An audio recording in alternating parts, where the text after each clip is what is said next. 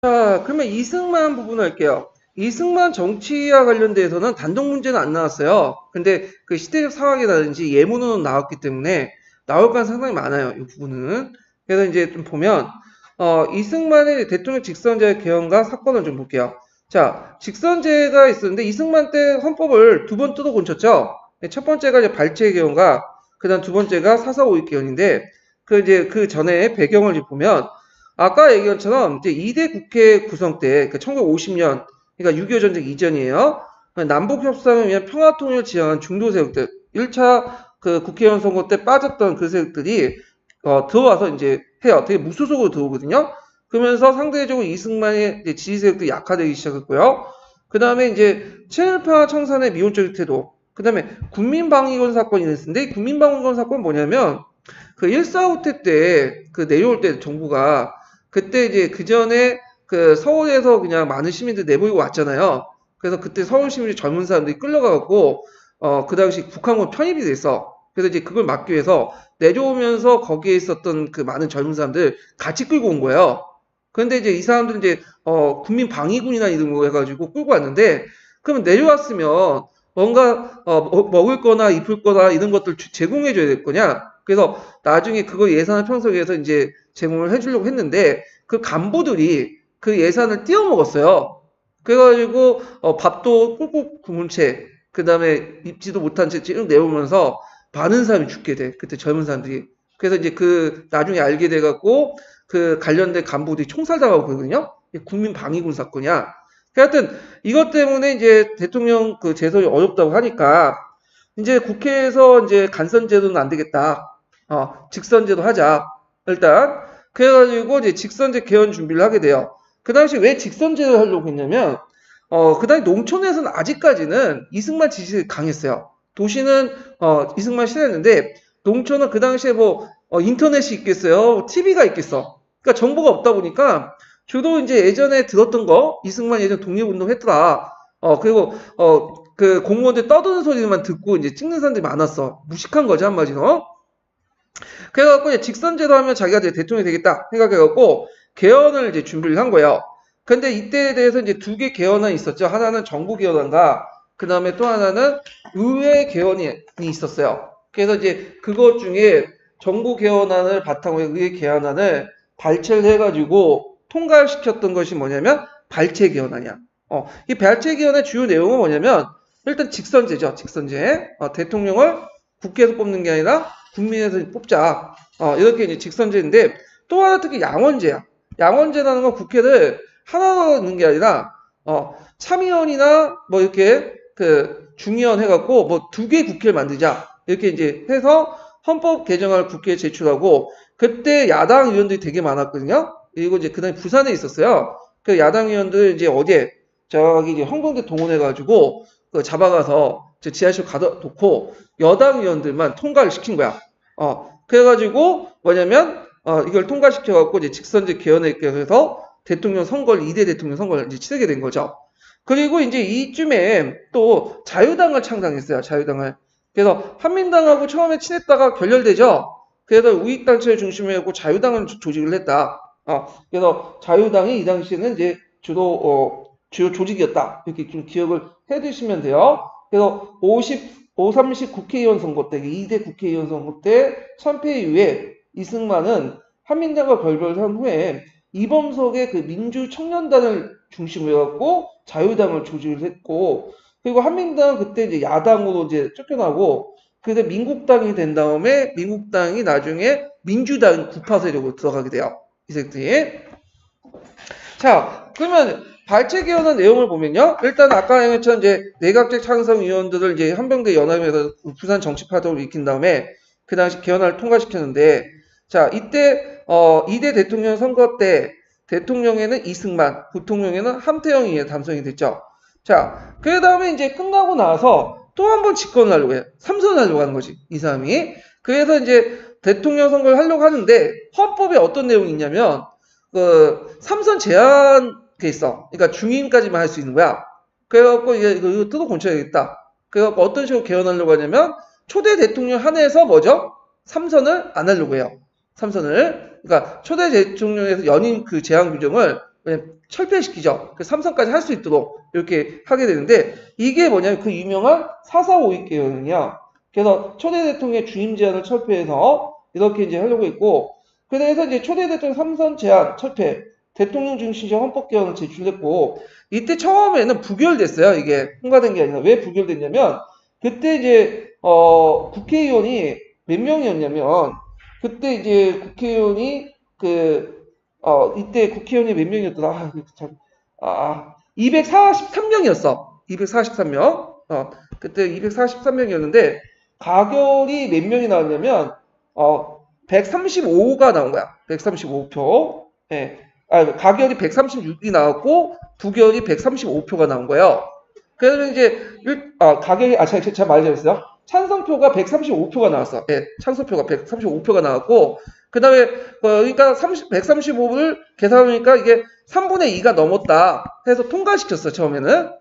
부결된 거죠. 말이 잘못해요. 제가 부결시켰는데, 왜냐면 136명이 돼야지만, 뭐냐면 찬성인데, 135표만 나온 거예요. 135. 그래서 부결됐어. 근데 이틀 뒤에 수학자를 모시다가 계산을 해보니까, 이게 이제 어떤 식으로 이제 하냐면, 이게 4.4.5.2이라는 그 논리를 해가지고, 135분의 133분의 1이 된다. 왜냐면, 그 당시 이제 135.3333이기 때문에, 이게 136이 아니라 135.333이니까 4.4.5.2의 논리에서 3을 버리고 하니까 135명이 3분의 2의 정격수다. 그래갖고 계산을 잘해갖고 통과시킨 거야.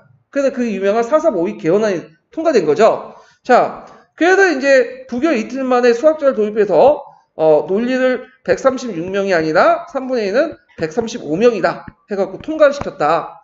그래서 이제 이때 주요 내용을 이제 이걸 바탕으로 해서 제3대 대통령 선거 때, 또 대통령이 되죠. 대통령이 돼요. 자, 근데 이때 이제 좀 눈여겨볼 게 뭐냐면, 자, 이때 이제 민주당이 창당돼요. 아까 말했죠. 이제 야당 세력들이 겹칠 때에서, 민주당이 이제, 규합이 됐고, 그 다음에 1950년 3대 대통령 때 누굴 내세웠냐면, 신익희를 이제 내세웠어요. 신익희를. 민주당 후보로. 이 사람이 민주당에서. 근데 신익희가, 발음하기 좀 힘드네. 이 사람이 저쪽, 오늘날 익이 있죠. 익산. 익산에 그 호남선을 타고 이제 대통령 선거하는데 갑자기 죽은 거야. 급사를 한 거죠. 그러니까 자동적으로 이제, 뭐냐면 이승만이 이제 됐고, 물론 그때 이제, 조봉암이 뭐냐면 대통령 선거했죠. 조봉암이 좀 약체이기 때문에 좀 됐어요. 근데 그때 조봉암이 약체임에도 불구하고 많은 표를 얻었죠. 그래서 이승만이 어떤 생각을 하냐면 다음 대통령 선거 때는 이 조봉암이 분명히 당선될 가능성이 있다. 미리 죽일 필요가 있겠다. 제거할 필요성이 있기 때문에 무슨 사건을 일으켰죠? 진보당을 사건을 일으키죠. 그래서 조봉암이 그 당시 조봉암과 진보당이 뭐냐면 일종의 북한의 지정을 받고 돈을 받고 간첩 행위를 했고 그 이유를 이제 중에 하나가 뭐냐면 조봉암이 주장하는 그 평화통일안 있죠. 북한하고 똑같은 거다. 그래서 이때 이제 조봉암을 들어서 이제 죽이게 되죠. 그래갖고 이제 그 재판소에서 진보당은 이제 무죄 판결이 나요. 근데 조봉암 자체는 간첩 행위를 했다고 해서 이제 죽이고 나중에 이게 재심을 해갖고 이게 아니다 해갖고 이제 밝혀진 거죠. 그 유명한 진보당 사건이야 이게. 그래서 이 조봉암 계열, 그러니까 진보당 계열이 되게 혁신 계열이에요. 평화통일을 주장하는 사람들이. 그래서 평화통일을 주장하는 그 혁신 계열들이 이승만이나 박정희 때 되게 많이 탄압을 받아. 이 사람들이. 예. 자, 근데 또 하나의 사건이 뭐냐면 부통령은 장면이 된 거야. 이게 민주당 사람이거든. 그러니까 대통령은 그 당시 이승만, 부통령은 장면. 그러니까 이상한 이제 구조가 된 거지. 그러니까 이제 견제를 받으니까 안 되겠다 해서 장면이 이제 나중에는 부통령을 장면이 아니라 자기 이제 그 이기붕을 세우려고 하다가 무리하게다가 4.19 혁명이 일어난 거잖아요. 예. 자, 그러면 이제 이승만의 독재 정부가 이제 강화됐는데 이 사람이 반공을 내세웠죠. 그래서 아까 했죠. 진보당을 탄압을 해서 1958년에 조봉암 중심의 혁신계 정당이었는데 이 사람이 평화통일을 주장했어요. 그래서 남북한 총선거를 위한 평화통일을 주장했고 이것이 북한, 소련, 중국과 유사하다는 구실로 뭐냐면 당 간부가 구속되고 조봉암을 사형에 처했다. 물론 아까 얘기했지만 진보당 자체는 무죄라고 판결했지만 개인적으로 조봉암은 사형을 처했어요. 그래서 이제 있고 그래서 사형제도를 이제 폐지하자는 주장 중에 하나가 뭐냐면 역대 정권들이 이 사형을 이용해갖고 자신의 정치적 사형들을 제거했죠. 그러니까 이제 이 사형제 폐해 중에 그걸 하나 드는데 지금도 뭐 북한에서 그러잖아요. 북한에서 또 마을 만들면 총살시키고 그러잖아요. 네, 최근에도 한 명 죽였다고 하는데. 자, 그 다음에 신국가보안법을 이제 만들었어요. 신국가보안법은 이제 뭐냐? 예전에 국가보안법 있었죠? 그 국가보안법 언제 만들어졌어요? 여수 순천 반란 사건이 일어난 다음에 이제 했잖아요. 그래서 종래 국가보안법에 의해서 적용 범위를 상당히 확대시켰어. 그래가지고 이제 그때 그 종래 국가보안법보다도 더 확대시켰는데, 예전에 국가보안법은 어떻게 이제 이적단체를 규정했냐면, 국계 지정에 의해서 직접 운영된 단체로 한정돼 있었어요. 근데 이것을 확대시켜 국가 번란을 목적으로 결사, 집단 또는 단체 조직까지 적용된 거야. 근데 그 앞부분은 그랬는데도 나름대로 국계 지정이라고 해가지고 국가의 지정을 받은 거 한정됐잖아. 근데 이게 예매 국가 번란을 목적으로 만든 단체 집단 결사인데 국가 번란은 누가 결정하는 거야? 그거 했다는 거는 국가 결정하는 거냐? 그러니까 와가지고 반정부 시위해도 얘가 국가 변란을 했다. 뒤집어 놓으려고 했다. 의도가 그렇다. 주관성이잖아요. 그러니까 자기의 반정부 단체, 자기한테 반대하는 사람들은 다 몰려요. 빨개는 모아가지고 처벌할 수 있는 규정을 만들어 놓은 거야. 그래갖고 이제 이런 것들을 이제 확대시켰고, 그래서 국민권의 어떤 기본권 침해, 그래서 정부의 정부를 비판할 수 있는 어떤 집회 결사의 자유, 이런 것들 비판의 자유를 뭐냐면 침해했죠. 그 자의적 해석을 위해서 야당을 탄압해서 조항을 포함시켰던 거야. 그리고 이때 이제 법을 통과시킬 때 어떻게 통과시켰냐면 이것도 합법적인 게 아니라 그 당시 그 국회의사당의 경호위원들 있죠. 경호 요원들을 이제 동원해갖고 야당 위원들이 막으려고 한 것을 이제 끌어가지고 패가지고 한 다음에 통과시켰어. 그래서 이 법을 통과시킬 때 이제 그 보안법 파동이라고 하거든요. 그래서 이런 식으로 통과시켰고요. 그 다음에 경향신문을 폐지시켰죠. 원래 경향신문은 카톨릭 계통의 이제 신문이었죠. 부활말 때 만들어진. 근데 이승만 정부 때는 상당히 한겨레 같은 역할을 했어요. 그래갖고 되게 비판지역, 야당지였어. 그래갖고 그 당시 이제 사설에 어떤 걸 실어요? 정부와 여당의 지휘면려상과 다수의 폭정이나 논소를 이제 실었고, 그 다음에 이제 정부에 반하는 이제 팩트 같은 것들을 이제 팩트 폭로를 했다는 뼈 때리는 그 기사를 많이 내기 때문에 이걸 일시 폐지시켰어요. 나중에 이제 뭐냐면 다시 복간하지만 자 지방자치법을 개정했다. 그래서 지방자치단체장을 이제 선거제에서 뭘로 했냐면 임명제 바꿔요. 그것이 나중에 계속 가다가 1987년 헌법 개정하면서 어떻게 돼? 다시 선거제 바뀌게 된 거죠. 자, 그래서 이제 이렇게 하다가 나중에 4.19 혁명이 나죠. 4대 대통령 선거 때 이제 자유당이 부정선거를 추진하는데 이때 이제 계기가 됐던 것이 이제 대통령 선거가 아니라 부통령이에요. 대통령은 민주당의 조봉원이라는 사람이 있어. 이 사람이 이제 선거를 나갔는데 이 사람이 이제 그 미국에 가서 뭐 신병 치료자, 지병을 치료하고자 갔는데 거기에 죽게 돼. 참 그 운이 좋아. 이승만은 치익기도 죽고 조봉환도 이제 알아서 죽잖아요. 그런데 문제는 이승만은 이제 확정이 됐는데 문제는 부통령 선거야. 왜냐 이승만이 그 당시 나이가 많았어요. 그러니까 임기 중에 죽을 수가 있잖아. 그 다음에 대통령이 임기 받은 사람이 이제 부통령이 대통령이 되는 건데 이 부통령 누구 할 것이냐. 근데 그 당시 자유당은 나왔던 이기붕이 별로 인기가 없었어. 장면이 인기가 많았고 장면이 확실히 되니까 어떻게 하든 이기붕을 부통령 당선시키려고 3.15 부정선거를 이제 하게 되는 거죠. 그래서 이제 여러분 알다시피 여러 가지 부정선거를 이제 치르잖아요. 방법을 이용해갖고. 그래서 사전 투표. 그래서 투표 당일날 기권표하고 선거인 문부를 이제 허위 기재를 해서 유령 유권자를 만들어서 미리 사활을 확보하는 거야. 이런 식으로. 그 다음에 3인조, 9인조 공개 투표. 그래서 자유당 후보에 투표하도록 해서 미리 공작한 유권자를 하여금 감시하는 거죠. 한 명 이렇게 심어놔서. 그 다음에 이제 완장부대 활용. 그래갖고 이제 선거 보면 깡패도 동원해갖고 막 공포 분위기 조성하고, 그 다음에 그때 야당 참관인 추출해갖고 야당 그 감시인들 다 추출시키고. 그래서 이제 투표를 했는데 까보니까 너무 이기분 표가 너무 상대적으로 많이 나온 거야. 심지어는 그 전라도는 그 당시 이제 야당 지역이 아닌데 하여튼 야당표 지역에서 거의 80~90%가 나온 걸 나오는 거야. 사람들 믿겠어요? 안 믿죠. 예전에 그 박근혜 투표할 때처럼 좀 약간 조작을 미세하게 해야 되는데 이게 이제 안 됐던 거죠. 그래서 이제 사람들이 이제 봉기를 했고 처음에는 이게 대구에서 봉기를 했다고 하더라고요. 처음에 저 놀랬어.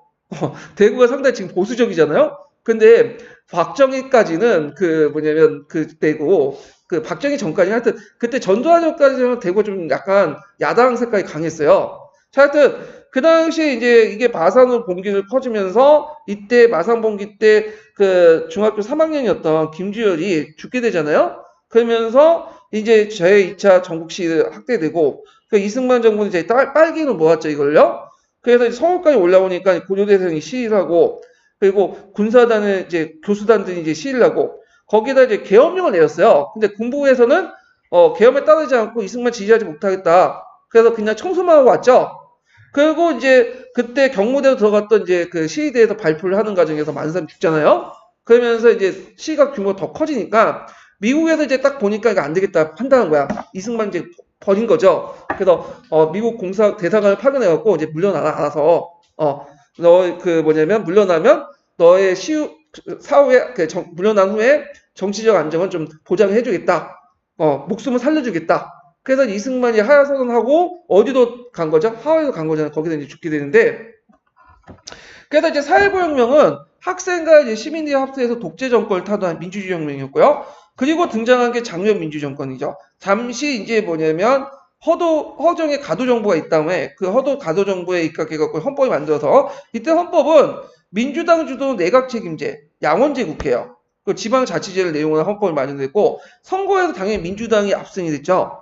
그리고 나서 장면 민주당 정권이 수립되는데 요때 이제 그 헌법 구조에서는 대통령은 뭐죠? 상징적인 존재예요. 그래서 그다음 윤보선 상징적 존재고 실권은 누가 갖고 있었냐? 국무총리가 갖고 있어. 장면이.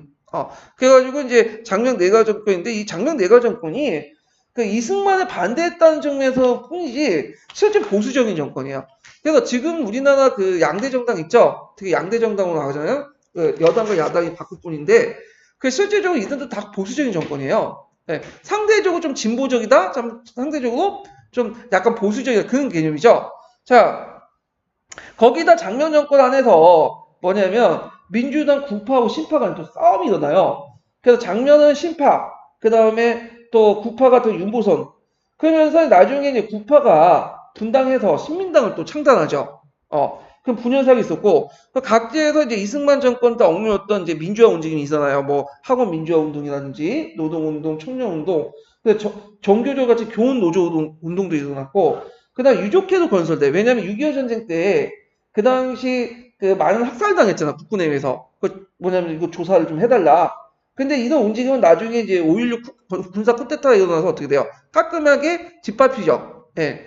자. 그리고 이제 이 장면 정권 자체가 개혁 의지가 좀 상대적으로 미약했어.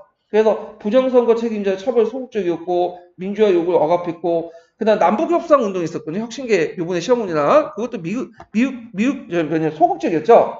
그래서 남북 그 당시에 박정희 정권 그러니까 이승만부터 해가지고 장면 박정희 정권 때까지 박정희 정권 때 나중에 중반기 때 바뀌지만 그 초반기 때까지의 정부의 공식적인 입장은 뭐냐?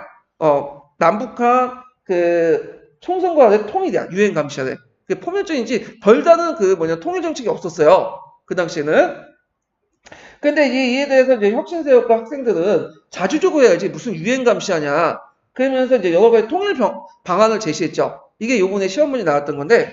자, 하여튼 그래가지고 이제 이렇게 있었고 그 다음에 경제건설에 되게 강조했어요. 이 장면 정권은. 그래서 국토개발사업단을 조직해요. 국토건설단 운동. 그래서 그 당시 대학을 나온 엘리트 계층들을 일종의 훈련시킨 다음에 지방에 내려보내요.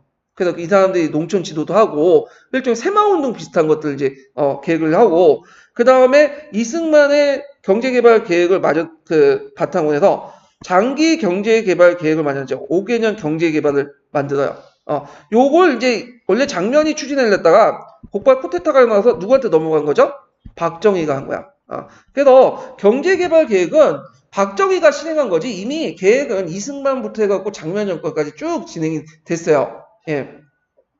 자, 그래서 이제 경제건설에 이제 초점을 맞춰서 했다. 그 다음에 그 당시에 통일운동이 일어났죠. 이 통일운동을 주도했던 세력들이 뭐냐? 혁신계 세력들과 학생들이야. 대학생들이죠. 그래서 이때 이제 평화 통일 그 정책들을 이제 주장하는데 이때 혁신계 세력들이 내세웠던 논리가 뭐냐? 자, 이때 이제 그 중립화 통일론, 그 다음 남북협상론, 그래서 이 두 개 안을 제시했어요. 요번에 시험 문제에서 쓰는 게 이거야. 혁신개혁들. 중립화 통일론, 남북협상론. 그래갖고 이제 그때 뭐 자주, 민주, 평화를 내세우죠. 그래서 그 유엔 감시 아래 이렇게 하는 게 아니라 이제 외세 간섭 없이 자주를 하자. 그 다음에 민주통일, 평화통일날. 이렇게 하는데 그 당시 요거 내세웠다가는 뭐야? 빨갱이라고 제 취급받았죠? 예. 근데 나중에 실산 남북 공동선언 있죠? 그게 어떤 그 여러 가지 이제 모태가 되는 거예요. 그 선언들이. 자, 그 다음에 이제 남북학생회담 환영 및 통일 촉진 결기대회를 내요. 그래갖고 이 사람들이 이제 판문제에 진입하려고 하죠. 그 가자 북으로, 오다 남으로, 한국 문제는 한국인 속으로, 소련에 속지 말고 미국에 믿지 말자. 그래갖고 이제 그 당시 그 판문점까지 가서 학생회담을 하려고 했는데 정부가 막아버렸죠. 이걸 요번에 시험 문제 나온 그거죠. 그래서 요 평화통일 지향과 남북 학생회담 이거 외워두세요. 요번에 시험 문제 나왔기 때문에. 근데 안 나올 수 있겠네. 올해 나왔으니까. 근데 어떤 분은 평화통일안을 제시했다. 이렇게 이제 썼더라고. 근데 이건 좀 틀릴 수가 있어. 왜냐면 평화통일안은 이미 그 혁신개혁이 이승만 정부 때부터 계속 주장했던 거거든. 진보당도 그렇고. 근데 요때 물어본 게 한정이 있죠. 그 문제에 보면 그 당시죠. 당시. 그러니까 요 사조화가 일어날 당시의 상황이니까 이것을 평화통일론보다는 좀 더 구체적인 걸 써야 돼. 중립화 통일론이나 남북협상론을 제시해야 돼요. 예, 그러니까 전후로 해갖고 제시했던 혁신계 주장이 아니라 이공화국 때 주장했던 것들 한정해갖고 써야지 제 생각엔 답을 맞게 해줬을 것 같아요. 제 생각에. 그래서 이제 이렇게 있고, 그렇지만 이런 통일안은 나중에 그 5.16 군사 쿠데타 실패하죠. 그리고 이스라엘 혁신개혁들이 나름대로 정치계에 진출하려고 그 정당들이 만들어져요. 근데 이런 정당들이 총선거에 참패를 해. 그래서 거기로 분열되거든요. 그래서 이제 통일운동 이렇게 시험 문제 나왔으니까 좀 기억을 해두시고, 자, 그러면 이제 그 교과서 내용을 이제 좀 볼게요. 관련된 교과서 내용을. 자, 이승만부터 해서 장면 정부까지 좀 볼게요. 자, 이승만 정부는 공산군의 난침을 경험한 후에 반공 이념을 더욱 강화했으며 국가 안보를 내세워 민주주의 전체를 무시하고 모든 수단을 동원하여 정권을 영장을 도모했다. 그래서 발췌 개헌을 통해서 대통령 직선제 개헌을 이루었고 이를 통해 장기 집권의 발표를 마련한 이승만 정부는 제3대 국회의원 총선의 선거에 공권력을 적극적으로 개입했다. 강권 선거를 했다는 거예요. 자, 그래서 이제 이때 제3대 대통령, 이때 이건 2대 대통령, 나중에 3대 대통령, 이승만 자유당 정부는 정권 연장을 위해서 삼선을 금지하는 조항을 개선할 필요가 있겠죠. 그래서 초대 대통령 한해서 삼선 금지 조항을 그냥 없애죠. 그래서 이제 이걸 통과하는 것이 4.4.5입인데 아까처럼 4.4.5입은 아까 말한 것처럼 135명을 이제 한 거죠. 136명이 아니라. 그래갖고 이제 4.4.5입 개헌을 한다. 그래서 그 밑에 여기 있으니까 좀 기억을 해두시고, 그래서 개정된 헌법에 의해 이승만 1956년 제3대 대통령 당선됐다. 요때 제3대 대통령 당선에 대한 그 선거 과정에서 선거 구호를 좀 보시면 이렇게 보는데, 그때 이제 민주당이 내세웠던 게 뭐냐, 신익희 후보죠. 그때 이승만 정부의 탄압 속에서 이제 했는데 못 살겠다 갈아보자. 유명한 선거 구호죠. 그러니까 이제 구간이 명간이다. 이런 식으로 이제 또 맞다 쳤죠. 이제 자유당에서는. 자, 하여튼 이때 이승만의 자유당 정부에 반대한 국회의원들 민주당을 조직해서 대통령 신익희 부통령 장면을 내세웠는데, 신익희는 저기 이리 갔다가 이제 익산 갔다 죽고, 장면은 뭐냐면 이기문을 누르고 이제 대통령이 된 거야. 부통령에. 예. 그 내용들 파악을 해두시고, 자, 3대 대통령 선거를 계기로 이승만 정부와 자유당은 권력 유지에서 특무대 혁명들을 통해 정치 테러를 일삼았고, 이승만 정부의 반대 세력들 모두 공산주의자를 모함해서 탄압했다. 대표적인 게 무슨 사건이죠? 진보단 사건이야. 제 생각에 진보단 사건 나올 거 가능성이 많아요. 이것도 유명하기 때문에. 자, 진보당 사건을 볼게요. 자, 진보당은 분단 정부 수립에 반대하여 민족주의자가 민주당에 참여하지 않는 야당 이사들이 제3의 세력들이 이제 그 참여한 정당들인데, 진보당 당수였던 조병암은 제3대 대통령 선거에 평화통일론을 주장해서 대통령 후보에 입후보했고 200만 표가 나온 거야. 그러니까 이제 이거에 대해 겁을 먹은 거지. 다음 대통령 선거 때는 조병암이 대통령이 될 수 있겠다. 그리고 조병암이 또 결정적인 약간 그 당시에 약점이 뭐냐면 예전 사회주의 경력도 있어요, 이 사람이. 그리고 이 사람이 이승만이 그 건국 초기에 이제 정부를 만들 때 또 장관 또 했죠. 나와가지고 이제 또 이렇게 당을 만들었는데, 자, 하여튼 이승만 대통령 500만 표를 미치지 못했지만 제3대 대통령 선거에 통해서 이승만 대항할 수 있는 유일한 정치인으로 등장했다. 그래서 얘들 이제 죽이게 된 거죠. 자, 제4대 총선거에 앞서 1958년 이승만 정부는 진보당 관련자들을 북한 공산주의자들 이롭게 한다는 그 이적행위 혐의로 체포했고 1948년 대한민국 정부 수립 시 그 당시 이승만 대통령이 임명한 초대 농림부 장관이었던 조봉암을 간첩 혐의로 사형에 처했고 그 진보당은 정당 등록이 취소되었다. 이 사건은 정권 유지 위해서 제2 야당 당수를 간첩 혐의로 사형에 처한 초유의 사건이었다. 이렇게 보시면 되고요. 그다음 1958년 12월에 야당의 반대에도 불구하고 아까 보안법을 통과시켰죠. 이게 보안법 파동인데, 그러니까 이게 신국가 그러니까 아까 지금 보안법 파동 또는 이제 뭐라고 얘기하냐면 제가 까먹었는데 신국가 보안법 이렇게 이제 부르게 되죠. 그래서 이 개정된 보안법은 자의적 해석에 의해서 야당을 탄압할 수 있는 조항이 있다고 했죠. 그래서 아까 예전에 그 국가보안법은 한정돼 있죠. 국회의 지정을 받은 단체 이렇게 했는데 요때 통과된 것은 국회에 지정한 단체 외에도 뭐냐면 국가 번란을 목적으로 한 결사 집단 단체 이렇게 하는 거야. 그러니까 국가 번란은 목적으로 하는 거니까 그 목적을 누가 규정하는 거죠? 국가가 규정할 수 있는 거 아니야. 자, 그래서 이제 야당은 보안법 개정에 반대하기 위해서 국회에서 논쟁을 벌였지만 정부는 제가 아까 이제 무술 경과를 동원해갖고 강제 통과시켜 버렸죠. 그래서 이걸 보안법 파동이라는데 또한 이승만 정부는 정부를 비방하는 사설을 실었다는 이유로 경향신문을 폐간했고요. 그 이후 이제 이승만 정부 국민의 여론을 돌리게 노력했지만 이미 민심은 독재 정권을 떠났었죠. 그래서 그 당시 이제 이승만 정권이 자신의 정권을 독재 체제 강화하기 위해서 펼쳤던 사건이 세 개가 있어요. 진보단 탄압, 그 다음에 신국가보안법 통과, 그 다음에 경향신문 폐간. 이거 외워두세요. 예. 그래가지고 이제 3대 대통령 선거가 끝난 다음에 독재 체제가 강화시키기 위한 어떤 이승만 정부의 조치, 요거 기억을 해두시고, 거기에 보안법 파동이 있어요. 그래갖고 이제, 보안법 파동 좀 기억을 여기 관련된 내용이 있으니까 좀 기억을 해두고, 자, 그 사상계라는 건 그 당시에 장중하가 만든 유명한 잡지가 있어요. 이 사람이 사상계 좀 기억을 해두세요. 예, 그래서, 이게 야당의 입장에서 비판적인 어떤 내용을 많이 실어놨는데, 나중에 이제 이승만 때도 비판했고, 박정희 때 그 당시 오적이라는 시를 실었다가, 이게 폐간이 됐죠. 예. 자, 그리고 그 다음에 이제 그 경향신문이 폐간이 된 논설문 내용 이렇게 보면 되고, 3.15 부정선거를 볼게요. 자, 1960년 제4대 정부통령 선거에서 그 민주당의 대통령 후보였던 조병원이 사망하죠. 이승만 정부는 대통령의 이승만, 부통령 이기붕을 당선시켜 강권 선권을 추진했는데 이미 이승만 된 거고 이기붕을 이제 당선시키기에 주 목적이에요. 부통령이. 그래갖고 이제 강권 선거의 대표적인 게 여기 이제 부정선거, 사전 투표제, 그 다음에 3인조 9인조 공개 투표, 왕장 부대, 그 다음에 야간 참가자 추출 이렇게 해가지고 이제 했다.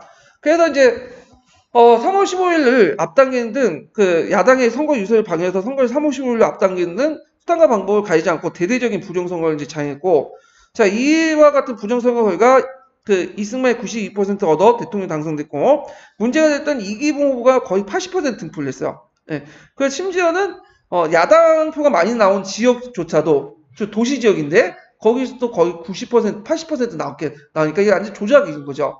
그래서 이제 그 당시 이제 이것 때문에 4.19 혁명이 나죠. 3.15 부정선거 때문에. 자, 선거에 앞서 국민들은 정부 여당의 노골적인 선거 개입에 항의하기 시작했고, 그래서 아까 이제 4.19 혁명의 단서가 됐던 것이 선거 이전에 일어났던 대구에서 2.18에서 일어난 고등학생 항의 시위가 있어요. 원래 이제 고등학생들을 이제 항의 시위 계획을 한다는 걸 알고 있는 학교 측에서는 강제 그때 토요일인가 일요일인가 근데 일요일에 학교 나오게 한 거야. 수업 시킨다고. 근데 학생들 그거 거부하고 이제 2월 28일 날 시위를 했던 거죠. 그래서 대구에 가보시면 2.18 공원이 있더라고. 2.18 공원이. 난 놀랬어. 대구가 지금 우리는 그냥 그 보수 거의 뭐냐면 토착 외구의 거의 성지잖아요. 예. 근데 이게 이제 그 당시에는 상당히 정부 비판적인 곳이었다는 걸 알 수 있죠. 자, 3월 15일 날 마산, 강주, 전주, 서울에서 부정선거에 항의하는 집회 및 시위가 계속됐고요. 그래서 부정선거 구탄 시위가 계속되는 가운데 마산에서 수십 명의 사상자가 발생됐고 국회 조사단을 파견했죠. 그때 이제 마산 중앙부두에서 김주열 그 군의 시신이 떠온 거야. 이게 이제 몇 마디의, 그러니까 수십 마디의 말보다는 한 장의 사진이 딱 먹혀 들어가는 거야. 눈에 보이니까. 그래서 체류탄에 박혀있는, 눈에 박혀있는 김주열 시신을 보니까 사람들이 이제 확 돈 거지. 야마가 돋보인 거죠. 그래서 이제 제2차 마산 시위가 있고 이게 전국적으로 이제 확대돼요. 그러니까 이승만 정신 차리지 못하고 공산당이 마산 시위를 조종한다. 이에 분노한 고려대 학생들이 서울 도심에서 시위를 했다가 그때 조직폭력배 습격을 받게 돼요. 예, 정치 카페들. 결국 4월 19일 날 드디어 이승만 정부의 폭력에 대해 분노한 학생, 시민들이 일어났고 서울 비롯한 대도시에서 대규모 시위가 발생됐고 경무대 앞에서 경찰 발표로 100명가량 사망했고 전국적으로 파급된 대규모 시위를 막기 위해서 전국 대도시에 계엄령을 선포했지만 이 계엄령을 정부가 군인이 들어주지 않았죠. 예, 그냥 약간 치안 유지만 하고 후지만 주고 나왔어. 예, 그래서 국민들 저항이 계속되고 시위에 참가한 사람들이 넓어졌죠. 더 나아가서 전국 대학 교수단 시위가 계기가 돼서 민주화에 대한 국민의 열망이 고조된 가운데 더 이상 이제 뭐냐면 이승만 대통령이 권력 유지하기 힘드니까 4월 26일 날 이승만 대통령 하야를 하게 돼요. 그래서 이제 정부가 몰락하게 되고요. 그 밑에는 4.19 혁명 의의가 있어요. 그래서 4.19 혁명 시민의 힘으로 독재 타도를 한 민주주의 시민혁명이며 민주주의와 평화를 사랑하는 높은 시민의식을 보여준 사건이다. 그러니까 국민의 저항권을 인정해줬다 이렇게 보시면 돼요. 그러니까 이게 헌법 전문에 있죠. 4.19 혁명에 관련된. 네. 그래서 헌법 자체는 국민의 저항권에 명시된 게 없어요. 근데 이 전문 내에서 4.19 혁명에 대해서 언급하기 때문에 뭐죠? 저항권을 간접적으로 인정을 한 것 같아. 그러니까 이제 대통령답지 못하면 뭐예요? 이름에 걸맞는 행동을 하지 못하면 더 이상 대통령 아니잖아. 그러니까 그 이승만도 쫓겨났고 전두환도 거의 반강제 쫓겨났고 그 다음에 박근혜도 쫓겨난 거 아니에요? 예. 자, 그래서 이제 그 민주주의 발전을 하나 우리 국민의 열망을 4.19 혁명을 통해서 독재 정권을 무너뜨렸고 4.19 혁명을 새로운 시대에 향한 우리 민족의 심찬 박근혜 시작됐다. 근데 이제 5.16 쿠데타 때문에 망한 거죠, 이렇게 5.16 때문에. 자, 그 다음에 이제 뒤에 넘어가서 이제 4.19 선언을 했던 이제 그 내용, 그 사료를 보고 그리고 집권한 게 장면 정권이야. 그 내용을 보면요. 자, 이승만 정부가 몰락하자 외무부 장관했던 허정이 가도정부를 만들어요. 임시정부를. 그래서 그때 법을 통과시켰죠. 개헌안을 통과시켜. 내각 책임제 하에 개헌안을 통과시키고 1960년 7월 29일 새 정부를 구성하기 위한 총선거를 실시했다. 그때 이제 5대 총선인데 이때 개헌안의 주요 내용은 그냥 양원제 개헌이죠. 내각 중심제, 참의원, 민의원 이렇게 해서 양원제 국회 있어요. 양원제 관련된 내용은 이미 1차 개헌안, 2차 개헌 때부터 쭉 나와요. 뭐 발췌 개헌안, 그 4.4 개헌에도 나오거든요. 양원제 하자. 그 명시 있는데 그 명시만 했지 실제로 하진 않았어. 그래서 단원제 국회 유지됐다가 실제로 이제 뭐냐면 양원제 국회가 된 것은 요때 개헌안이야. 예. 그래갖고 양원제 개헌안이 수립됐다. 그래갖고 이제 그 공무원 시험에서는 헌법 개정안이 1차 개헌 때 뭐가 있고 2차 개헌 때 뭐가 있고 막 나왔더라고요. 근데 임용에서 그게 별로 중요하지 않아서 넘어갈게요. 이거는요. 예. 자, 총선에서 압도적으로 승리한 민주당은 내각을 구성했다. 그래서 명국군이 대통령 윤보선이 내각의 실권자인 국무총리가 장면이 이제 선출됐고요. 대한민국 처음으로 또 마지막으로 내각 책임자가 이제 실시된 거죠. 자, 민주당 정권은 아까 말처럼 경제제일주의, 이거 거의 뭐 박정희 비슷해요. 그래서 국민의 지지를 얻고자 하였다. 왜냐, 그때는 못 먹고 못 살았으니까. 그래서 이제 부흥부 산업개발위원회를 조직해서 제1차 경제개발 계획을 입안해서 이 국토건설당 운동이 있어요. 이거 외워두세요. 국토건설당 운동. 예. 그러나 민주당 정부는 강력한 지도력을 발휘하지 못하면서 국민들의 반발을 부닥쳤고 민주당은 또 아까 국판이 심판이 하면서 싸웠죠. 그래서 국파가 또 독립해 나가서 다른 당 만들고 신민당 만들고 자 그래서 민주당과 신민당이 분단되었고 정책 위반과 실행에 사이에서 파벌사의 불협 화음이 자주 노출됐다. 그래갖고 이제 서로 이제 그 대통령 윤보선은 그 국파 신파 출신이고 저기 그 뭐죠? 장면은 국파 출신이고 막 그래가지고 자기끼리 막 싸워. 그래서 막 이렇게 싸워가지고 제대로 통합이 안 됐어. 그래갖고 이제 그 정시도 제대로 못하고 그러니까 이제 뭐예요? 그 5.16 쿠데타가 일으킨 어떤 배경을 제시했죠. 그래서 이제 여러 가지 문제점이 일어났죠. 이런 것들 이제 좀 기억을 해주시고 제가 말을 잘못했는데 장면이 심파고 윤보선이 군파예요. 내가 거꾸로 얘기했어. 자, 거기에 이제 국토건설당 운동을 좀 볼게요. 이거 좀 나올 수가 있어. 왜냐하면 박정희가 경제를 내세웠잖아요. 근데 경제는 이미 작년 때부터 계속 내세웠던 걸 박정희가 계승했다. 그런 걸 좀 강조하기 위해서 이제 요게 나올 수 있는데, 자, 여기 보면 조선일보 사서도 있고요. 경제제일주의를 포방한 현 정부. 요게 현 정부는 누구였어요? 박정희가 아니에요. 이거 뭐죠? 작년 정권. 이렇게 쓰시면 되겠죠.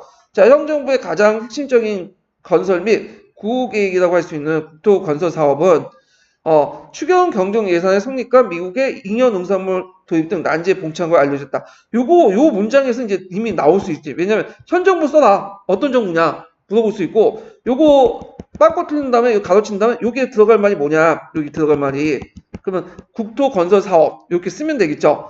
근데 요거 빵꾸 해갖고 이제 이렇게 내세우면 요거 없이 이거 잘못하면 박정희 이렇게 생각할 수 있어. 박정희. 그리고 이제 이런 것들 이제 문제 낼 수 있고. 자, 이거 미국의 잉여 농산물도 이거는 뭐하고 또 관련돼서 낼 수 있죠? 미공법과 관련된 문제가 낼 수 있죠. 문제 낼 게 많아요. 사료 부분에서. 자, 그래서 이제 요거 나오면 국토건설당 운동이다. 이렇게 이제 보시면 되고요. 자, 그 다음에 이제 4.19 혁명 직후에 이제 사회운동과 통일운동 볼게요. 자, 4.19 혁명 이후에 자유로운 공간이 보장되면서 이승만 정부에서 활동하지 못했던 다양한 사회계층들의 움직임이 활발해졌고, 가장 먼저 활동을 시작하는 것은 혁신세력이다. 요번에 혁신세력들이 나왔죠. 그래서 이들은 사회대정당을 조직하고 7.19 총선에 참여했지만 국민들의 지지를 받지 못했어요. 그리고 이제 노동자들은 노동조합을 조직하였고, 그다음 고사들은 교원노조를 만들었고요. 6.25 때 이제 전쟁에 피해를 입은 피학살자는 유족회를 만들었죠. 예. 그리고 이제 4.19 혁명이 이제 주도했던 학생들은 신생활 운동을 했는데, 학생들은 도시와 농촌의 계몽 운동을 전개했으며 새로운 시대 정신을 확립하고자 했다. 그래서 서울에서 진행됐던 외제품 사용 반대 운동은 사회적으로 커다란 반항을 불러일으켰고, 학교 내에서 정부와 이제 밀착된 어영교수 퇴진 문제 등 갈등을 빚었다. 신생활 운동의 명칭 정도 내어주실 필요는 있을 것 같아요. 그 다음에 요번에 이제 시험문에 나왔던 것이 뭐냐면 통일운동이죠. 그래서 학생들은 1960년 11월 전후에서 통일운동을 시선 돌렸으며 혁신세력들과 함께 통일운동을 주도했다. 그래서 학생, 지식인, 혁신세력들이 중심이 되어 사회운동과 통일운동이 발전되어 점차 민주당 정부에 반대하는 움직임과 광범위하게 전개됐고, 이들은 사회운동과 통일운동은 전 사회적으로 민주주의와 민족주의 이념을 확산하는 데 큰 영향을 미쳤다. 그러나 이들이 활발한 활동은 국민들의 사회적인 혼란을 인식했으며, 그 다음에 갑자기 5.16 군사정비의 명분을 제공했다. 이렇게 했고요. 거기에 이제 그 경고장이 나오네요. 그 김구가 머물렀던 경고장 건물 있고 뭐 이런 것도 있는데, 이건 이하장도 나오고 뭐 한번 보세요 그냥. 예. 대학로 여기에 이제 마로니에 공원이 나오네요. 친숙한 건데 자주 여기에서 만나거든요. 제가 사람들 만나서 친숙한데, 원래 여기 자리가 서울대에 있었던 자리예요. 예, 서울대에 있고 나중에 마로니에 공원에서 이제 그 연휴 연설하다가 거기에서 그 권총을 맞고 죽긴 전자 마로니에 공원이요.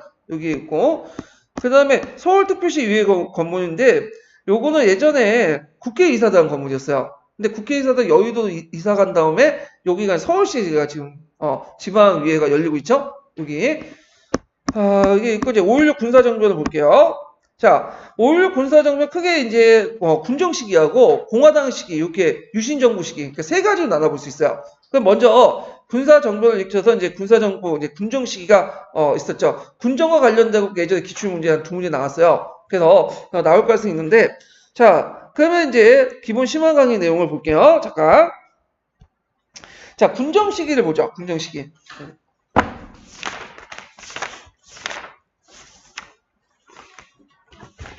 자, 거기 이제 군정 시기에 보면 5.16 군사 정변이라고 하죠. 아까 말했죠. 원래 쿠데타인데 정변이라고 보는 것은 뭐냐면 5.16을 혁명으로 이끌었던 세력들이 아직까지 존재하기 때문에 가치 중립적으로 군사 정변을 한 거예요. 자, 그 배경을 보면 일단 장면 내각이 4.19 혁명 이후에 제대로 사회혼란이나 무질서를 수습하지 못했고요.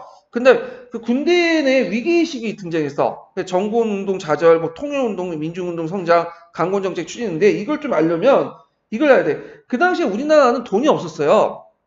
그래서 그 당시 누구의 지원을 받았냐면 군대를 유지하기 위해서는 그 장비나 인력을 드는 인건비나 다 미국의 지원을 받은 거예요. 근데 6.25 전쟁 때 이제 미국이 지원했는데 이제는 이때 정도 되면 60년 넘어가면 이제 미국이 돈이 없다고 이제 너네들 그만큼 돈을 못 대주겠다. 하니까 그러면 어떻게 했어?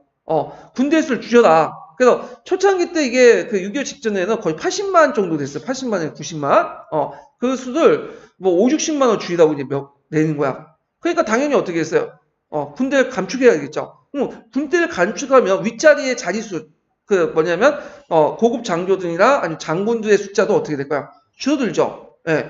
그래서 이제 강군 정책을 추진하고 근데 이때 이제 그 6.4 8기생들이 상당히 위기의식을 느낀 거야. 왜냐면 6.4 8기생들이 되게 그때 대령 정도 계급 정도거든요. 그러니까 사단장은 안 되고 한 연대장 정도? 요 정도인데 일단 강군의 대상이 뭐냐면 자기라는 걸 알게 된 거예요. 이 사람들이 근데 자기는 억울한 거야. 자기 선배들은 이미 별 스타 달고 막 그랬는데 자기 때 와가지고 이제 예매한 가운데서 딱 끊거든. 6.25 전쟁이 끝났거든. 그러니까 별 달기가 어려웠어요. 6.25 전쟁 때 별 달기 쉬웠어. 왜냐하면 위에 있는 사람 막 죽어 나가니까 군대 커지고 근데 이제 군대 축소되고 위에 죽을 사람이 없잖아 이제. 그러니까 이에 대해서 이제 자기들이 이제 뭐냐면 잘려 나가야 되니까 이 불만을 이제 뭐냐면 그 가질 수밖에 없었고 그래서 그 대안으로 원래는 그 정권운동 별이 이제 그 장군들이 뇌물 받고 있는 사람들이 있기 때문에 나름대로 자체적으로 좀 약간 정화운동을 해서 이들을 내보내라. 근데 이게 군대 내 보수파 세력들에 의해서 좌절됐죠. 거기다가 군대 감축까지 하다 보니까 어떻게 돼요? 자기가 일자리를 잘릴 수가 있잖아. 그러니까 목이 잘라나갈 수 있죠. 거기다가 이제 이 8군 그 6.4 8기생과 그 다음에 예전 박정희가 결합이 된 거야. 그래서 박정희는 그 당시 이군수 사령관이었는데 이군수 사령관이 뭐냐면 허직이에요. 그러니까 별로 실권이 없어. 그 부산에 거기 뭐냐 2군단 있죠. 2군단 2군에 군수 물자를 대주는 사령관이야. 그러니까 실권이 없어. 우리 동생이 거기 군대에 있었는데 땡보직 중에 하나야. 할 게 전혀 없어. 거기가. 그러니까 이제 그 박정희가 주도돼서 6.4 8기생대에 있는 실제 그 병력들 있죠. 그 병력들 동원해갖고 쿠데타를 일으켰어요. 근데 그 당시 쿠데타 병력이 3,000명인가 4,000명밖에 안 됐어. 그러면 그냥 장면 정권이 호를조 대응했으면 되는데 그러니까 쿠데타 일어났다니까 도망가 버린 거예요. 어디 숨어가지고. 그래갖고 이제 뭐냐면 5.16 군사정변이 성공했죠. 예. 그래서 이제 그 통치기구로서 군사혁명위원회가 설치됐어요. 군사혁명위원회가. 그러다가 이제 이름을 국가재건회의로 바뀌죠. 이거 외워두세요. 국가재건회의. 그래서 국가재건회의는 상당히 뭐냐면 초헌법적인 최고 통치기관이에요. 예. 그래서 있었고, 자, 예전에 이제 군정시기 때의 개혁 정치 부분, 특히 경제사회 정책들이 나왔는데, 정치 부분은 이제 민생 안정, 반공을 강화, 민족 정기의 정리를 명분으로 강권 정치에 신속하게 진행했고, 그러니까 빨갱이고 예전에 친일파는 사람이 꼭 내세운 게 이제 자기 거를 예전에 약점을 내세워서 반공과 민족 정기를 되게 강조하죠. 자, 하여튼 그때 국가재건 비상조치법, 반공법, 집회에 관한 임시조치법, 정치활동 정화법. 그래서 정치활동 정화법은 이제 예전에 구정치가들 정치 참여 못하도록 하고, 그래서 이제 있고, 그 다음에 이제 이 법에 의해서 이제 구정치인들이 이제 활동 금지하고, 그 혁신 세력들이 대규모 탄압을 받게 되죠. 그 다음 폭력배가 없네. 폭력배가 뭐냐면, 예전에 자유당 시대 때 깡패들 있죠. 이정재나 뭐 시다손이나 그런 사람들, 정치 깡패들. 그 당시 이승만, 그러니까 정권이 몰락한 후에 민주당 정권에 제대로 이들을 처벌하지 못했어요. 그 이들을 잡아다가 처벌하게 돼. 그래갖고 이제 이들에게 이제 나는 깡패입니다 해갖고 폰만 붙여놓고는 그 민중들에게 보여주게 하지. 시내 이제 돌아다니면서 난 깡패입니다 외치고 거기에 폰만 나는 깡패다 쓰고 지금 그렇게 했다가는 인권 문제 뭐 어쩌면 난리 날 거예요. 그리고 나는 이들 중 상당수 또 죽이죠. 사형시켜버리죠. 그 다음에 3.15 부정선거에 대해서 제대로 활동 못했어. 처벌 못했는데 그걸 이제 제대로 처벌하고. 그러니까 폭력배 검거하고 3.15 부정선거 관련자를 처벌하고 이런 것들은 뭐에 있는 거야?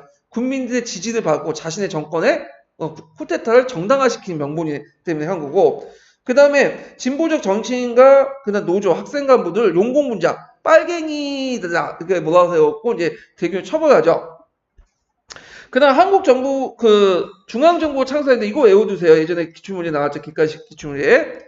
그래서 중요한 정보를 정부에서 독점해서 개인적인 정보를 정치로 이용할 수 있도록 만든 건데, 그 당시 이제 그때 이것을 만들고 나서 정치자금도 만들고 조작하고 정치자금도 확보하고, 그 다음에 이제 정치인들 탄압하기 위해서 이런 비밀 조직을 만들죠. 그래서 한국 그러니까 중앙정보부는 나중에 지금 명칭이 바뀌었죠. 국정원으로 바뀌었죠. 국정원으로. 그래서 이제 관련된 내용이 이제 기출에 언급됐으니까 좀 기억을 해주시고요. 그 다음에 경제사회정책 이거 꼭 기억을 해주세요. 그래서 이 사람은 이제 일단은 자기가 쿠데타를 집권했기 때문에 좀 정치적 명분이 필요했어요. 그래서 반공과 경제 제일주의로 되세요. 그래갖고 이제 여러 가지 개혁 정책을 했는데, 일단 농어촌 고지체 정리를 당했고, 그 다음에 농업동 조합법. 이 농업동 조합법을 바탕으로 해서 지금 오늘날 농협이 탄생된 거예요. 농협이. 그 다음에 국민재건 국민운동. 그 다음에 경제개발 5개년 계획 추진. 근데 경제개발 5개년 계획 추진은 이미 장명 정권 때를 이어받았다. 계획을. 화폐개혁이 이제 시험 문제 나왔죠. 이게 나올 가능성이 되게 많아요. 이 화폐개혁이. 그래서 이승만 때 1차 화폐개혁이 있었어요. 원래 정확히는 2번 있었는데 보통 이제 통칭해서 1차 통화개혁을 하고, 요때 이제 박정희 때 통화개혁을 2차 통화개혁이라고 해요. 그래서 그 내용을 보면 박정희는 경제개발을 중요했는데, 처음에 초창기 때 어떻게 생각했냐면 경제개발을 국내 자본을 동원해갖고 하려고 했어요. 외국 자본을. 그래서 이제 국내 자본을 동원하는 방법으로서 이제 어떻게 했냐면 통화개혁을 이용했던 거죠. 그래서 국내 자금을 동원해가지고 그 당시 경제 자금을 확보하려고 했다. 그럼 그 내용을 보면요. 자, 그러면 이 화폐 개혁을 내용을 볼게요. 자, 화폐 단위를 10분의 1로 평가절하요. 네, 이걸 경제학으로 니도미네이션이라고 하더라고요. 니도미네이션인가 라고 표현하더라고요. 그래서 최근에 이런 논의도 있었죠. 우리나라가 이제 1,000원, 만원 그러니까 그걸 이제 100분의 1, 1,000원을 축소했을 거고 단위를 10원, 1원으로 하자. 논의가 있었는데 여러 가지 비용 문제 때문에 지금 안 되고 있죠. 하여튼 화폐 단위는 10분의 1로 평가 전하고, 그 단위를 한에서 뭘로 바꾸는 거야? 한에서 원으로 계층을 해요. 그 다음에 강제 정기 저축을 이제 들게 되는 공세 개정이라고 해요. 이 말이 뭐냐면, 예를 들어갖고, 내가 이제 100한이 있어요? 그러면 이게 10분의 1로 이제 하면 얼마? 10원은 이제 해야 되겠죠? 바꿔야 되잖아? 근데 10원을 바꿔주는 게 아니라, 얼마를 바꿔주냐면, 7원만 바꿔줘.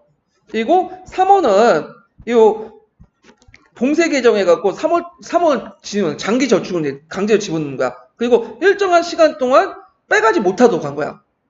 그러면 정부는 이 3원을 가지고 이제 뭐죠? 경제 개발의 동력을 삼는 거죠. 네.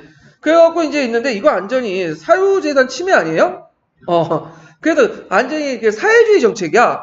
자본주의 경제에서는 도저히 있을 수 없는 거지. 정부가 뭘 이렇게 강제로 해가지고 돈도 못 빼게 이런 정책을 하게 되잖아요. 자, 그러다 보니까 어떤 문제점이 나냐면, 자, 1대1의 교환이 아니라 한마디 부동가 교환이죠. 그러니까 시중의 통화량이 어떻게 될까요? 축소가 되는 거야. 그러니까 이제 30% 정도는 어디에 묶여 있는 거야? 정부의 재정에 묶여 있는 거고, 70%만 유통이 되는 거야. 그러면 어떤 현상이 나왔어요? 인플레이션이나요? 디플레이션이나요? 디플레이션 현상이죠. 이런 경우가 예전에 구한말 때도 있었죠. 메가다의 화폐 개혁 때 1대1의 교환이 아니라 부동가 교환해갖고 총 유통량이 어떻게 돼요? 화폐 유통량이 축소됐잖아요. 그래서 디플레이션이 일어났죠. 공황이. 그래서 이제 유통 과정이 경색되고 기업 가동력이 저하되고 생산 위축 등 악영향을 미치고, 그러다 보니까 이제 여러 가지 경제 파탄이 나니까 나중에 미국의 조언을 받고 나서 그걸 풀게 되죠. 그래서 이제 박정희가 이제 정책 방향을 돌리게 돼요. 어떤 식으로 바뀌게 되냐면, 원래는 재벌을 배제한 채 국내 자본을 가지고 경제 원동을 삼으려고 했는데 안 되겠다. 그래서 이제 국내 자본보다는 국외에서 차관을 빌릴 필요가 있겠다. 자금을 그 차관을 빌리고 그다음에 뭐 외환시장에서 돈을 빌리는 방식으로 외환을 빌려가지고 하자. 그러면 그때 뭐냐 외환을 빌릴 수 있는 방법이 뭐냐? 물론 국가에서 차관을 공식적으로 뽑을 수는 있지만 국가대.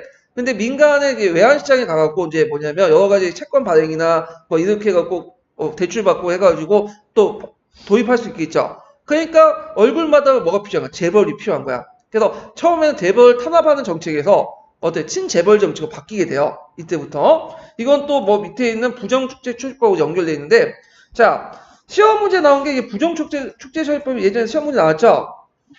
이게 뭐냐면, 이게 이제 이승만 정권 때 정경유착이 되게 많았어요. 그래서 이제 그 이승만 때 정경유착에서 불법 정치 자금을 이제 제공한 기업가도 있었는데, 그래서 4.19 혁명이 일어나니까 그 정치가보다는 그때 이제 이승만 정권 때 활동했던 자유당 정치가보다는 누구에 대한 원성이 컸냐면 그때 이승만하고 이제 유착이 돼갖고 정치 자금을 했던 기업가들 재벌에 대한 어떤 처벌 목소리가 더 컸어. 근데 장명 정권 때 이 목소리를 들어갖고 이제 제정한 게 부정축제 처리법이에요. 근데 문제가 있었어. 뭐냐면 장명 정권 때 제정된 그것은 주요 내용이 뭐냐면 이승만 어떤 일정한 그 액수를 이제 갖다 바치는 선에서 이제 하는 거야. 그것도 의도적으로. 그러니까 재벌들이 일정한 액수를 이승만 정권 때 의도적으로 갖다 바치면 처벌할 수 있다. 그 내용이야. 근데 문제는 의도적인 것을 누가 증명하는 거야? 재벌들이 증명하는 거야. 얘가 의도적으로 갖다 바쳤는지 안 바치는 재벌들이 증명한 거야. 그러니까 예전에도 그렇죠. 삼성이 박근혜 보고 돈을 줬는데 우리는 어찌 강압위에서 받았고 의도적인 게 아니다. 그렇게 얘기해버리면 어떻게 되는 거야? 처벌 안 받는 거죠. 이게 이제 있으나 마나한 걱정이잖아? 그러니까 이제 나중에 박정희가 쿠데타를 일으켜 정권을 장악하니까 국민들로부터 뭔가 지지를 받아야 될 거 아니에요? 그래서 종전에 장면 정권에 이제 그 법을 뜯어 고쳤어. 이 부정축제 처리법을 뜯어 고쳐 의도적인 게 아니라 무조건 일정한 액수를 갖다 바치면 그게 의도적이든 의도적이 아니든 무조건 처리하는 거야. 벌금형을 때리고. 그러니까 이제 이때 재벌들이 큰일 났죠. 이거 잘못하면 벌금 내야 되고 기업 파산되고 그럴 수 있잖아요. 그러니까 이제 그 당시 삼성을 중심에 이병철을 중심해 갖고 조직된 단체가 뭐냐면 정경련이에요. 그래서 정경련 가서 이제 박정희하고 딜을 하죠. 그 얘가 이제 그 당시 박정희의 의도를 알게 된 거야. 그 당시 박정희가 외환을 빨리 구하려고 했는데 이제 외자 유치가 되게 중요하잖아요. 우리가 대신 해주겠다. 그래가지고 그 당시 외자 유치단을 만들어요. 그래서 전국 각지되면서 이제 외환시장 돌면서 외자 유치하고 공장 세우고 그러니까 이제 그래? 그래서 이게 박정희가 이제 타협적으로 또 개정안을 통과시켜. 그래서 나중에 유착이 됐더라도 정부 대신에 공장을 세워주고 외환을 유치해서 공장을 세우고 그 공장을 3년 동안 유지한 다음에 정부에 반납을 하면 면제해주겠다. 이런 조항을 만들어 놓은 거예요. 그러니까 이제 거기 정경련에서 외자를 유치해서 공장을 세우고 그리고 3년 동안 운영하고 정부에 반납했을까 안 했을까? 그 공장을 안 했어. 자기가 꾹꾹 먹은 거야. 그리고 이때부터 이제 정경유착이 가속화된 거죠. 이걸 뭐라고 하면 기회라고 하죠. 이제 위기를 완전히 기회로 만들어가지고 이제 이용했던 거지. 그래서 부정축제 처리법 만들었지만 실질적으로는 안 됐다. 처리가. 그래서 재벌들이 지금도 떵떵거리고 살고 있잖아요, 지금은. 예. 그래서 요거 내용이 나올 수가 있어요. 예. 그러니까 좀 기억을 해두세요. 이거는 거기 여러분들이 보는 통론책에 그런 자세한 내용이 없어요. 언급만 돼 있지. 그 내용들은 제가 관련된 책을 찾아가지고 얘기를 해드리는 거예요, 지금은. 자, 그래서 이제 민정 2년 과정에서 대통령 중심으로 단원제 국회헌법을 통과시키고 국민투표를 이제 하게 되죠. 이게 5차 개헌이에요, 이 개헌안이. 그래서 이때 이제 민주공화당이 이제 창설되고, 그 당시 윤보솔 누르고 박정희가 간신히 이겼어요. 예. 그래서 또 국회의원 선거에서 이제 민주공화당이 승리하죠. 그때 이제 민주공화당이 이제 정치자금을 마련하는 과정에서 4대 유혹 사건이 일어나고 3번 폭리 사건이 일어나는데 그건 알 필요 없고 그냥 이 정도만 이제 하고 넘어갈게요. 자, 그러면 군정과 관련된 근현대사 교과서 내용을 좀 볼게요. 1961년 5월 16일 새벽때 박정희 소장을 중심한 일부 군인들을 위해서 군사정변이 발생됐죠. 군사정변에 참여한 군인들은 한강을 건너서 그때 행정부 입법부 군의 주요 시설 그리고 방송국을 장악하고 혁명공약을 발표했어요. 그래서 개업령을 선포했죠. 그리고 5.16 그 군사정병으로서 정권을 장악한 군인들은 국회와 행정부, 사법부를 무력화시키고 국가재건 비상중치법을 발표해서 국가재건회의를 만들어요. 최고회의. 이거 외워두세요. 국가재건 최고회의. 예. 그래서 이 국가재건 최고회의는 초헌법적인 기관이에요. 초헌법적인 기관. 그래서 형식상 부처장관이 존재하지만 실제 국가최고 최고회의에서 모든 걸 결정했다. 이런 걸 좀 기억을 해주시고, 그래서 행정, 입법, 사법을 다 그냥 장악을 했죠. 그러니까 군정 시기 때 이제 개혁을 보면 농어촌 내 고리치를 탕감하고 중소기업에 대한 지원을 확대했으며 긴축 재정을 완화하고자 했다. 또 부정축제 처리법 여기 나오죠? 예, 부정축제 추진법 이거 나와. 그래가지고 이거 암기해 두시는 게 좋을 것 같아. 그 예전에 이 심포샘에서만 거기 나오는 계속 심포샘 내용을 본 애들이 부정축제 처리법 심포샘에 나왔다 이거 강조한 사람인데 다른 책에 다 나왔어요 이거는요. 예. 자, 그래서 부정축제 처리법을 이제 제정해서 그 자유당 정부와의 부정축제를 했던 기업인들 구속시키고 벌금을 때리려고 했지만 실제로 잘 안 됐다. 이렇게 기억을 해두시고.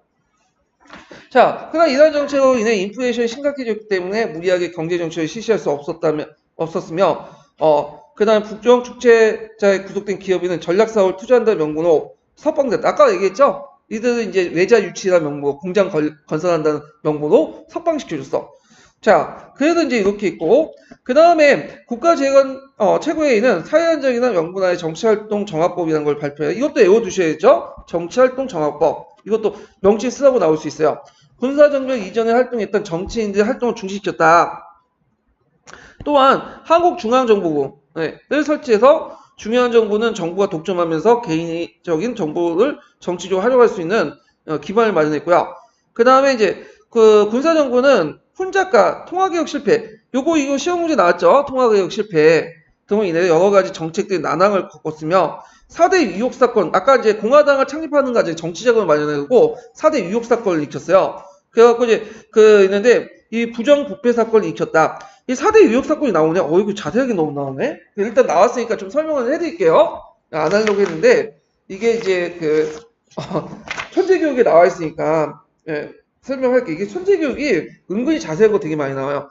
4대 유욕 사건은 군정기간 동안 중앙정부가 공화당의 정치자금을 마련하기 위해서 했던 건데 새나라 자동차 사건, 빠찌코 사건, 증권파동, 워커힐 사건 요 4개의 사건을 얘기를 해요. 그래서 여기에서 이제 첫 번째가 뭐냐면 새나라 자동차 사건인데 중앙정부가 일본의 자동차를 면세로 새나라 자동차라는 걸 이제 가짜 행사를 만들어가지고 일본 자동차를 이제 수입을 해갖고 면세로 수입해갖고 그걸 수입가의 2배로 해갖고 판매한 사건이에요. 그래서 그 차액은 공화당 정부의 이제 상입 자금을 삼으려고 했죠. 정치 자금으로. 빠찌코 사건은 뭐냐면 그 당시에 이제 일본부터 불법 도박 기구 빠찌코죠. 그걸 면세로 사들인 사건. 이걸 이제 얘기고요. 증권파동은 뭐냐면 중앙정부가 개입해서 증권 조작을 해요.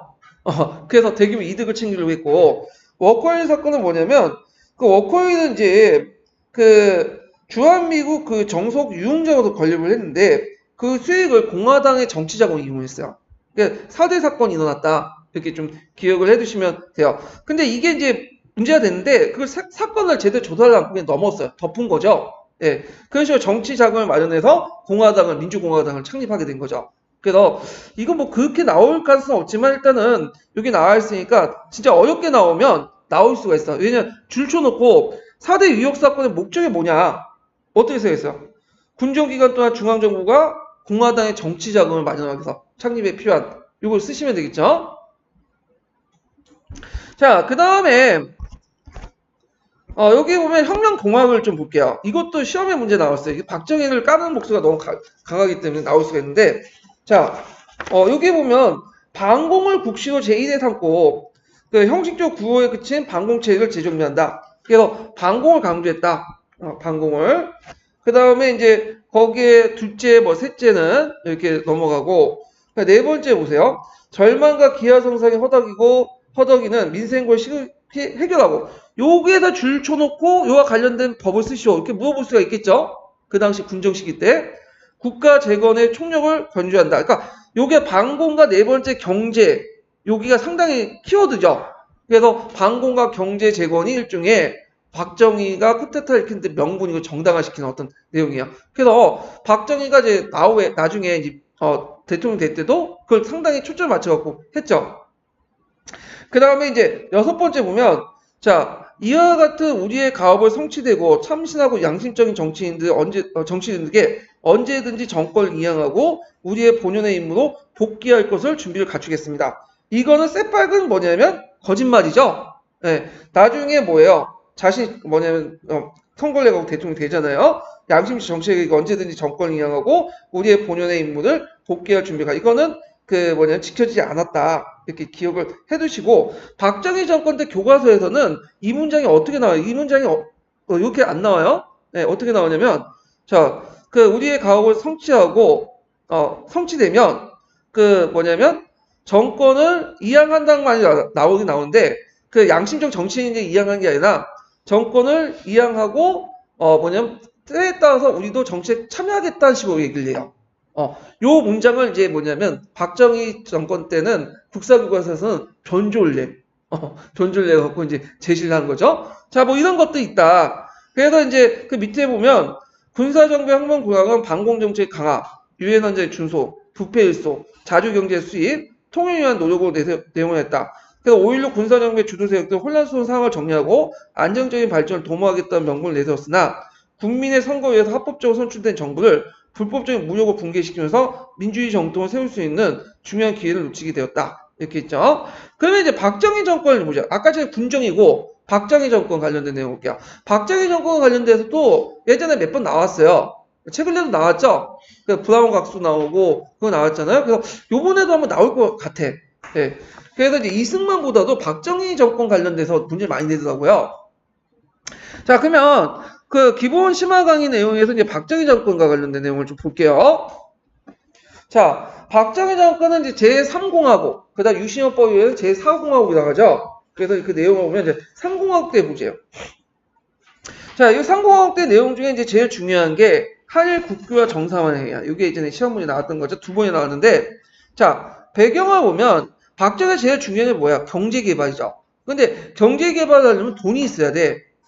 그래가지고 자금 조달 문제로 이제 외자 도입의 확대로 이제 해결하려고 했죠. 그래갖고 이제 그때 돈을 얻을 수 있는 방법이 뭐냐면 일본으로부터 이때 이제 한일 협상을 벌여갖고 국교화를 전제로 해갖고 일본으로부터 이제 돈을 받는 거야. 35년 동안 너네들 침략했으니까 돈 달라. 그래갖고 이제 이게 처음에는 비공개로 진행했어요. 왜냐면 국민들의 감정이 별로 안 좋았어요. 그때 이승만 때도 그 당시에 교섭하다가 이승만이 철저하게 너네들이 35년 동안 지배한 걸 사과해라 할 때 우리가 해주겠다니까 일본 거부했죠.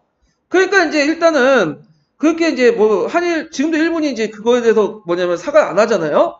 그러니까 괜히 했다가는 이제 비판을 많이 받으니까 처음에 비공개를 진행을 했어요. 김종필을 이제 일본에 파견해갖고 5일날 매매 만나겠어요. 그래서 그때 이제 김종필 5일날가 이제 얘기를 했는데 이제 5일날가 이제 뭐라고 얘기했냐면 너가 너네 정부에서 원하는 액수를 적어놔라.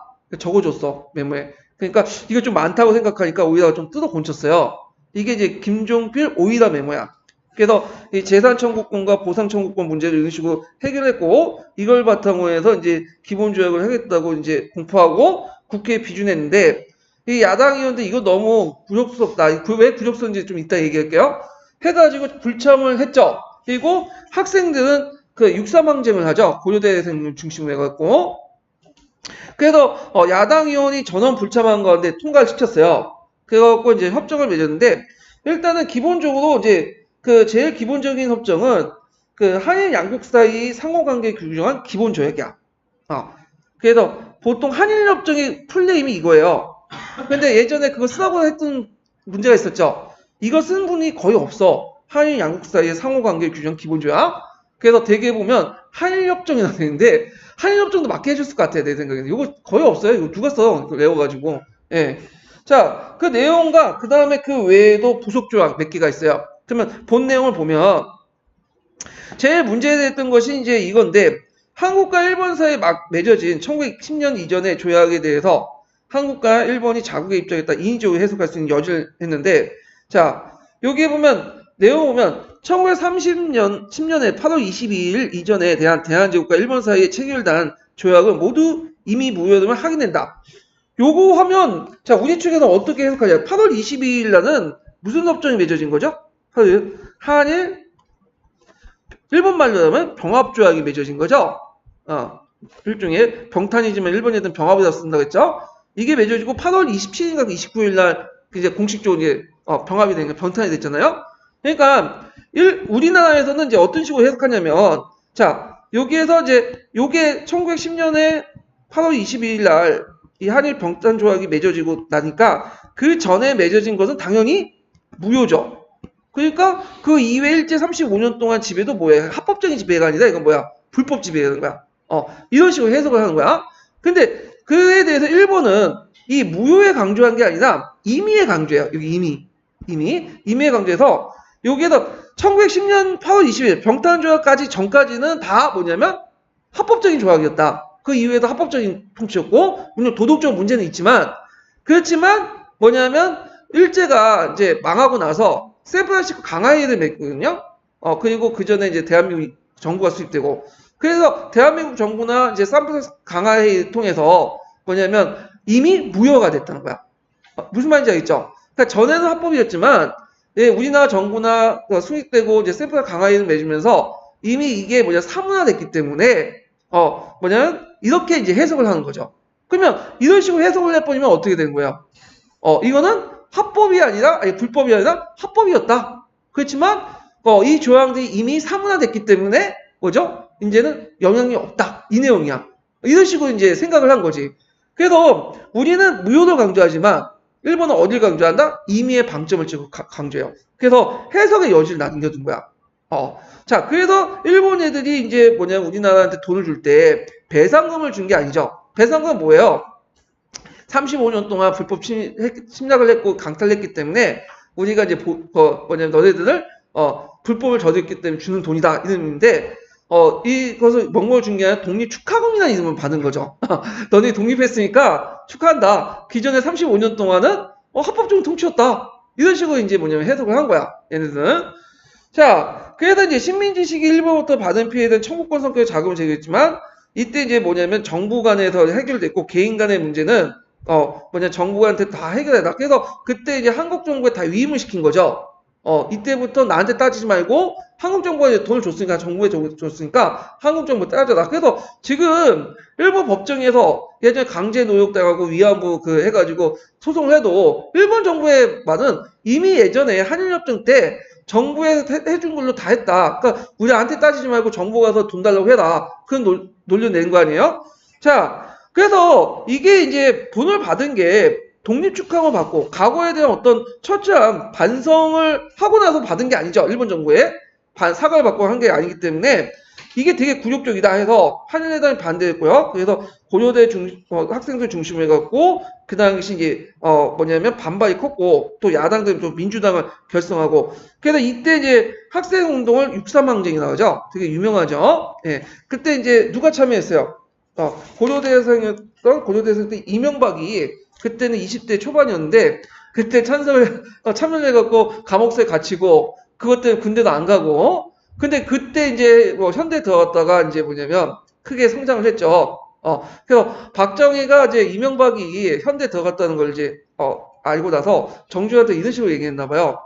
그 이명박이라는 얘 있지? 얘 있습니다 했더니 이명박 한번 잘 눈에 잘 봐두라고. 그러니까 이명박이 이제 있으니까 얘들 좀 약간 주의 있게 봐달라고 이제 얘기를 한 것 같아요. 근데 이거에 대해서 이제 박정희는 얘들 좀 약간 예전에 나한테 개겼으니까 얘들 좀 해가지고 쫓아내라. 그런 이제 암묵적인 어떤 메시지 던졌는데 전주가 그렇게 생각 안 했죠. 이명박을 얘가 박정희가 총애하나 보다 생각을 이명박을 좀 키워줬다는 에피소드가 있어요.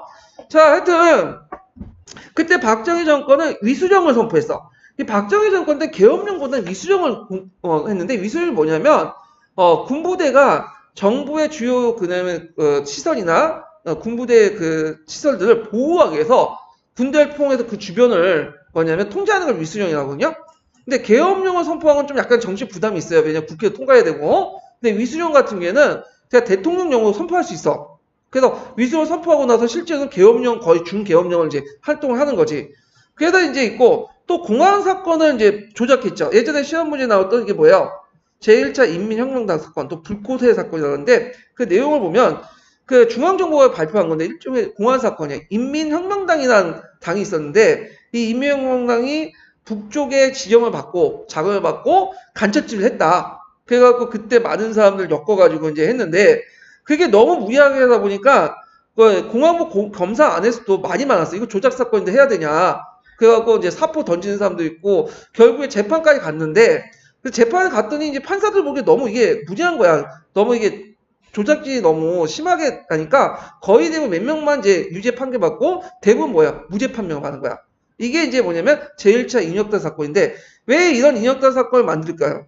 이게 뭐냐면 이슈를 덮는다고 이 당시 6.3 항쟁이라든지 그 한일협정에 대한 정부의 반발을 이런 공안 사건을 일으켜서 입술 덮어가지고 없애려고 했죠. 예. 그래서 제1차 인혁단 사건이 나오고 이때 인혁단 사건에 엮였던 사람이 또 도해중의 양충원 이런 사람들이 또 나중에 유신 정부 때 제2차 인혁단 사건을 또 조작해갖고 또 사형을 당해요. 그래갖고 이제 그때 민청학년 사건이라고 하죠, 보통. 그래서 인혁당이 북괴 지정받고 인혁당 밑에 민청학년이라는 그 반정부 기관이 있었어요. 이건 실제 있는데 민청학년이 인혁당 지시를 받아가지고 반정부 활동을 한다. 근데 웃긴 거는 인혁당의 조직들 관련돼서 이제 도해종, 양충 이런 사람들만 잡아가고 사형을 시키고 그 민청학년 관련된 사람들 그 사람들은 이 사람들 또 뭐냐면 사형 안 시켜.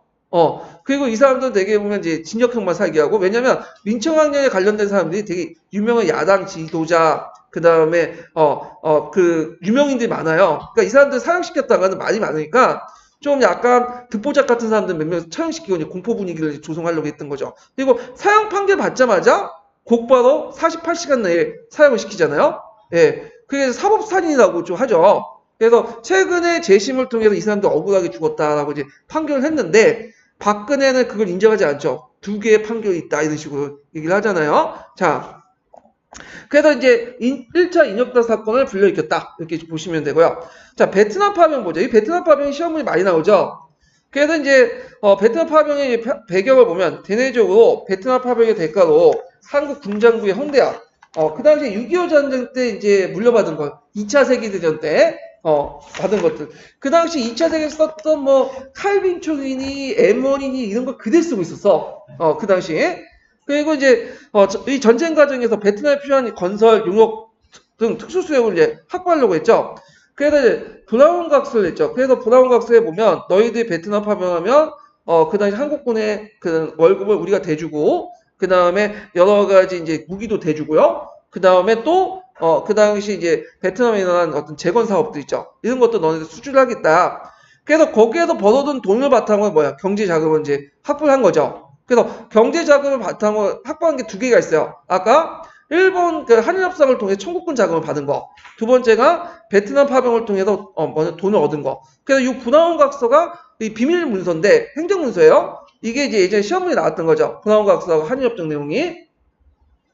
자, 그리고 대외적으로 미국이 베트남에 단독 게임하는 게 세계 비판을 이제 여론을 무마시키. 왜 이게 나중에 하겠지만 미국이 좀 베트남 문제에 일종의 개입을 한 거죠. 개입을 하지 말았어야 되는데 개입을 해가지고 어떻게 돼요? 통킹만 사건을 막 조작하고 군대를 파견하고, 그러니까 국내적으로 막 비난을 많이 받았어. 그러니까 이제 이게 뭐는 세계 각국에 많은 사람들이 참여한다, 많은 국가들이 참여한다 명분을 마련하기 위해서 여러 유럽 국가들에게 요청을 했는데 유럽 국가 다 거절했죠. 예. 그리고 자 아시아 국가들인데 아시아 국가들 몇 개를 이제 들어간 거야. 그 중에 제일 많이 파견한 그 나라가 한국이에요. 예. 자, 그래서 한국이 처음에 군사 파견을 통해서 베트남 전쟁을 국제전 인식시키려고 했다. 예, 이건 그렇고. 그래서 한월 협정에 체결되고 처음에 비전투원을 파견했다가 이제 전투 부대를 파견했다. 이렇게 좀 보시면 되고요. 그 브라운 각서 있죠? 이 브라운 각서 꼭 외워두세요. 아이고. 그래서 요 부분 내용 예전에 시험문이 나왔죠. 예, 그래서 한국군 육군의 17개 사단과 해병대 1개 사단 장비를 현대화하고 베트남 주둔의 한국군에서 물자 용역은 가급적 한국에서 조달하고요. 베트남에서 실시되는 각종 구호 및 건설은 제반 사업도 한국인 업자를 참여시키고 등등등 이런 것도 있다는 걸 좀 기억을 해주시고, 자, 그때 이제 한반도 긴장을 고조시킨 사건들이 쭉 나오죠. 무장게릴라, 그 청와대 습격 사건, 1, 2 사태라고 하죠. 김신조합 일당들이 내왔는데, 그것 때문에 이제 여러분들 예비군 훈련도 가잖아요. 예비군 훈련. 참, 제가 예전에 예비군 훈련 한번 불참 받았다가, 그 벌금형을 한번 받은 적이 있어요. 그래서 약식재판에 넘어갔거든요. 그때 한 30만 원 냈나? 40만 원? 그래서 저도 정가 1범이에요. 예. 물론 제 잘못이지. 예비군을 그 훈련 갔어야 되는데 귀찮아서 안 갔는데 참 고생 많았어요 그때. 하여튼 자, 그 다음에 이제 미국 점찰 군함이었던 푸에플로가 그 원산 부근에 활동했던 납치한 사건 있죠. 그때 이제 푸에플로는 지금 남아있고 저 대동강에 있어요. 그래서 그 당시 이제 지금 그 북한에서 선전물로 이제 이용하고 있고, 그때 군인들은 한 명은 그 거기서 죽고 나머지는 다 이제 소환돼서 미국으로 들어갔죠. 그 다음에 이제 울진 삼천 무장공비 침투 사건, 이승봉 그 번역 유명하죠. 그래서 나는 공산당이 싫어요 막 외치고. 예. 자, 이렇게 이제 있고, 자, 삼성개헌을 볼게요. 자, 삼성개헌은 이제 그 대통령 3번 하려고 삼선은 법을 고칠 필요가 있었어요. 그래갖고 그때 이제 개헌안 국민투표에 관한 이제 대통령 특별단을 했거든요. 근데 그때 이제 얘기하고 이 법을 헌법 개선한 건 내가 대통령이 되기 위해서가 아니라 이제 앞으로 정치 체제를 안정화시키기 위해서는 삼선까지는 허용해야 된다. 난 절대 여기 개헌안 통과해가지고 대통령이 참여하지 않겠다. 후보 안 나가겠다. 근데 이거 쎄빵 거짓말이죠. 예, 그거 공포하고 나서 그러니까 거의 뭐냐면 벌칙 통과를 해놓고는 어떻게 돼요? 차가 또 대통령 나가요. 예. 자, 하여튼, 그 당시 또 이제 학생과 여론들 반발 때문에 위sun을 또 선포하고, 그리고 민주공화당 등 개헌안을 지지하는 그 위원들을 모여서 밤에 범칙적으로 통과시켜. 새벽에 불려가지고. 그리고 이제 국민투표도 확정하죠. 이 국민투표가 좀 문제가 있는 게 뭐냐면, 국민투표가 그러니까 많은 사람들의 지지를 받기 위해서 이제 의사를 묻기 위해서 국민투표를 하잖아요. 근데 이상하게 국민투표를 하면 이게 정부에 대한 비판보다도 정부의 지지표가 많아. 이상. 그 프랑스 때도 저기 뭐냐면 그 국민투표를 예용하잖아. 제2제정 때.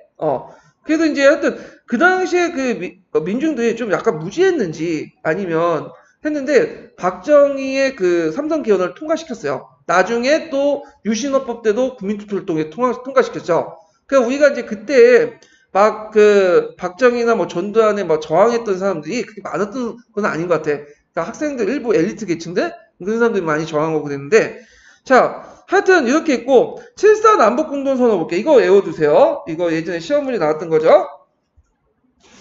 자, 이 7.4 남북 공동선언을 보면 배경을 이제 보면요. 1970년대 들어와서 미소 간의 하해 기운으로 동서 진영에 대한 평화 공정 분위기가 형성돼요. 이걸 뭐라고 하냐면 데탕트라고 하죠. 그리고 이제 미국도 그 당시 이제 그 미국도 주한미국의 일부 병력을 빼요. 그래서 원래는 한 5만 명 정도 있었는데 한계 사단을 철수시켜. 그러니까 4만 명 정도 이렇게 하고. 그러니까 박정희가 이제 좀 위기의식을 느낀 거야.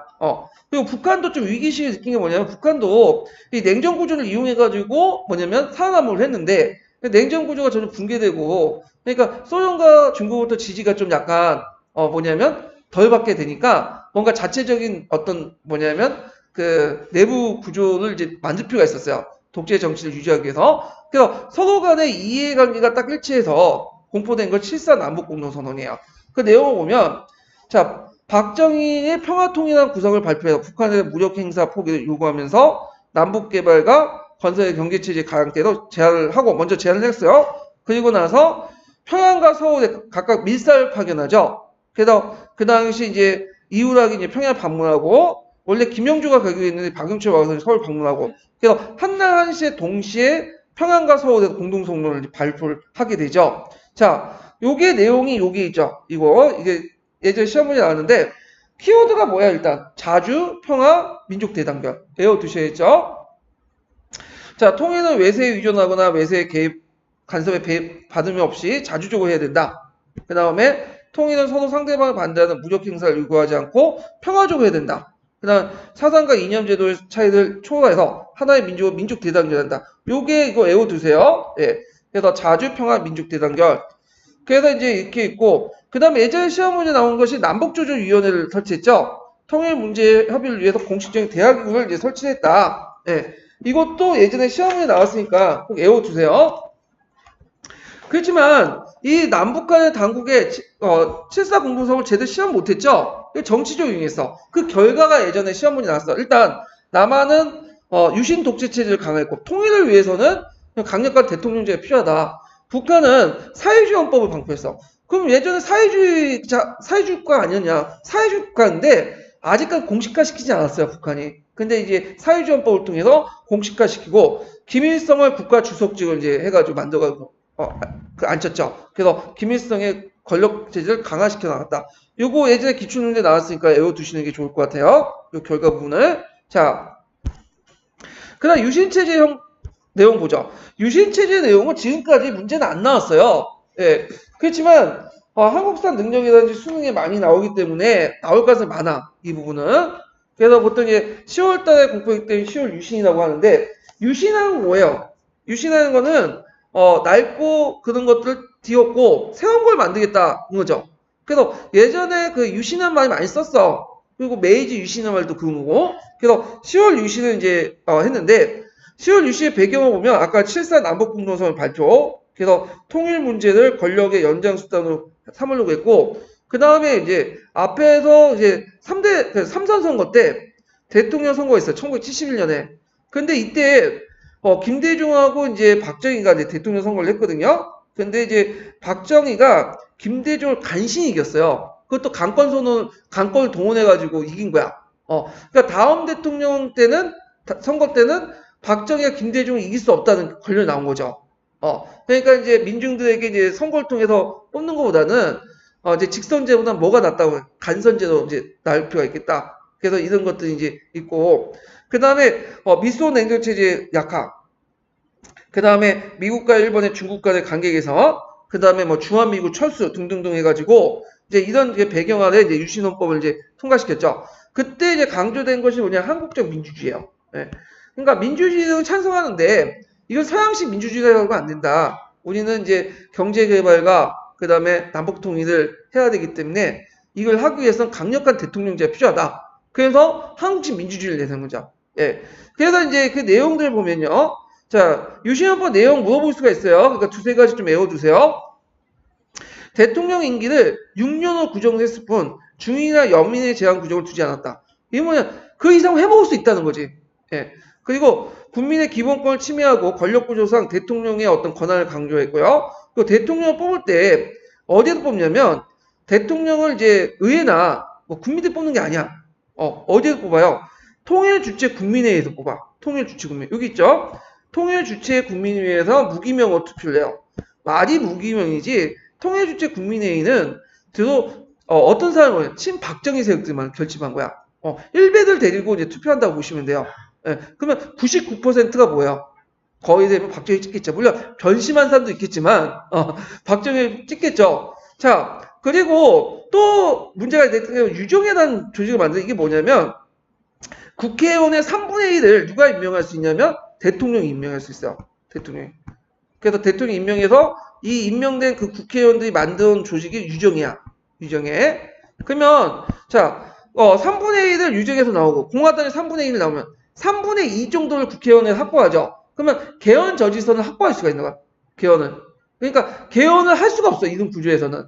야당이 3분의 1밖에 안 되니까. 자, 이런 식으로 해갖고 영구집권과 이제 독재 도모를 이제 하려고 했다.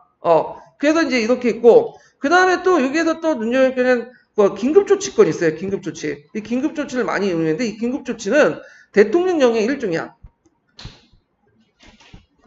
지금 법 체계에서는 제일 높은 게 뭐죠? 헌법이고, 그 다음에 뭐야? 법률이고, 그 다음에 이해가 통과하면 법률이고, 그 다음에 뭐죠? 법령이죠. 그 다음에 규범, 그 다음에 판례, 뭐 등등등 있죠. 그러니까 상위법이 제일 중요하고 상위법에 어긋나지 않은 범위에서 법률이나 법령 같은 걸 만들어야 되잖아요. 근데 일개 대통령령, 그러니까 법령이 법률이나 헌법보다도 더 우위에 있어.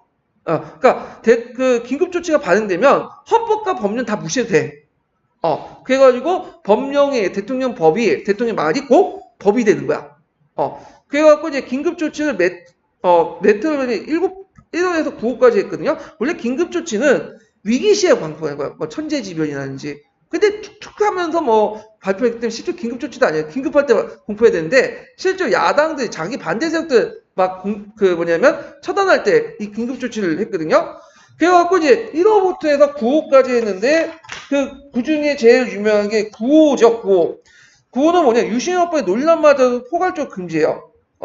비판뿐만 아니라 이들 보도했다는 행위조차도 보도해. 그러니까 어떤 이제 신문에서 긴급조치에 대한 어떤 비판을 내고, 그러니까 비판하는 게 아니라 팩트를 한 거죠.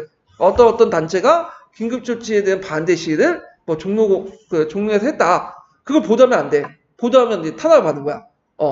그래서 이런 그 긴급조치 이제 조치를 했다. 이런 것도 좀 기억을 해두시고요.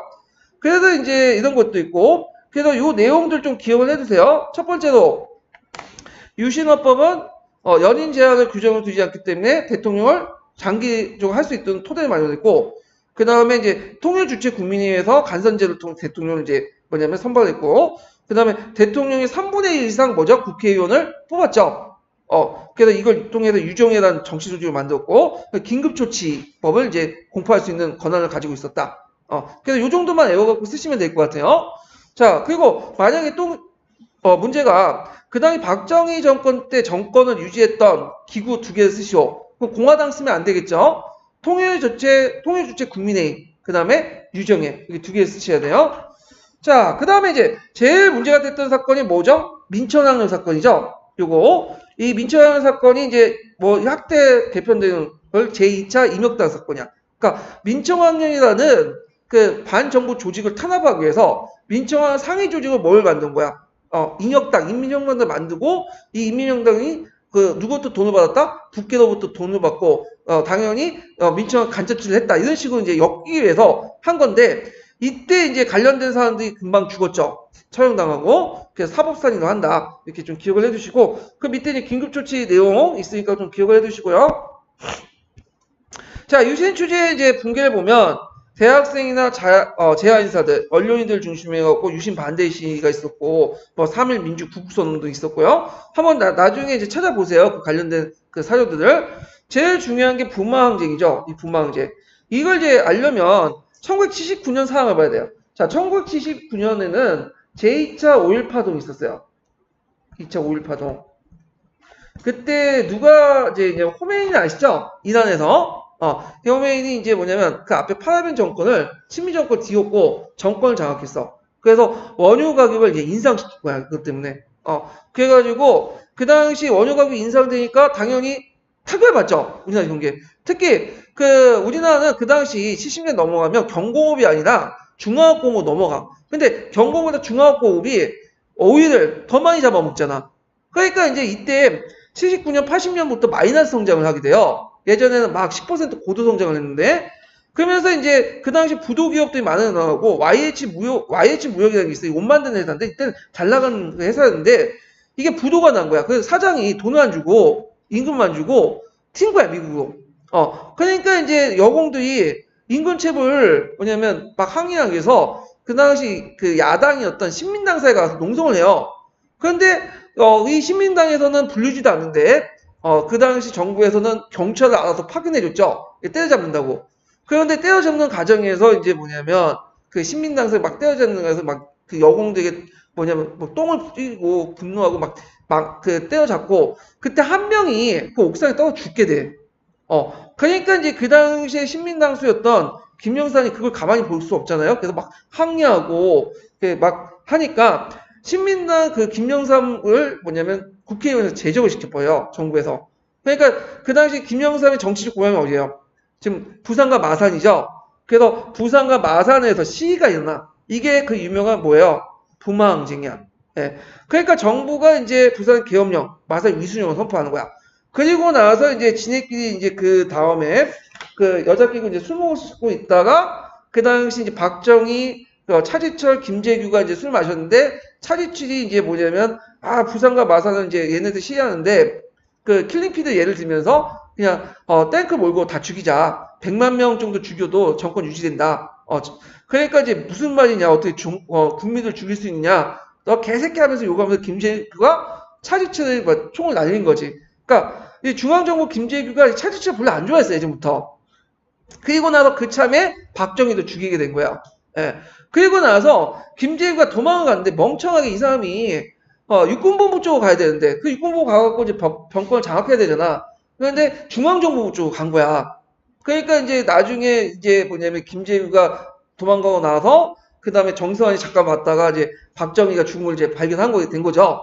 예. 자, 이렇게 해가지고 이제 나타난 게 12.6 사태고 이걸 통해서 유신체제가 종말됐다. 이렇게 이제 보시면 되고요. 자, 그 당시 이제 그 다음에 대통령 된 사람이 그 당시 국무총리였던 최규하예요. 그래서 최규하가 이제 가도체제가 성립되고 그 당시 이제 이 사건을 조사했던 전두환이 이 전두환은 이제 보안사 사령관이었죠. 그 당시 정성황이 이 사건과 관련돼 있다. 누명을 씌운 다음에 뭐죠? 전성을 체포하죠. 이게 그 유명한 무슨 사건이에요? 12.12 사태야.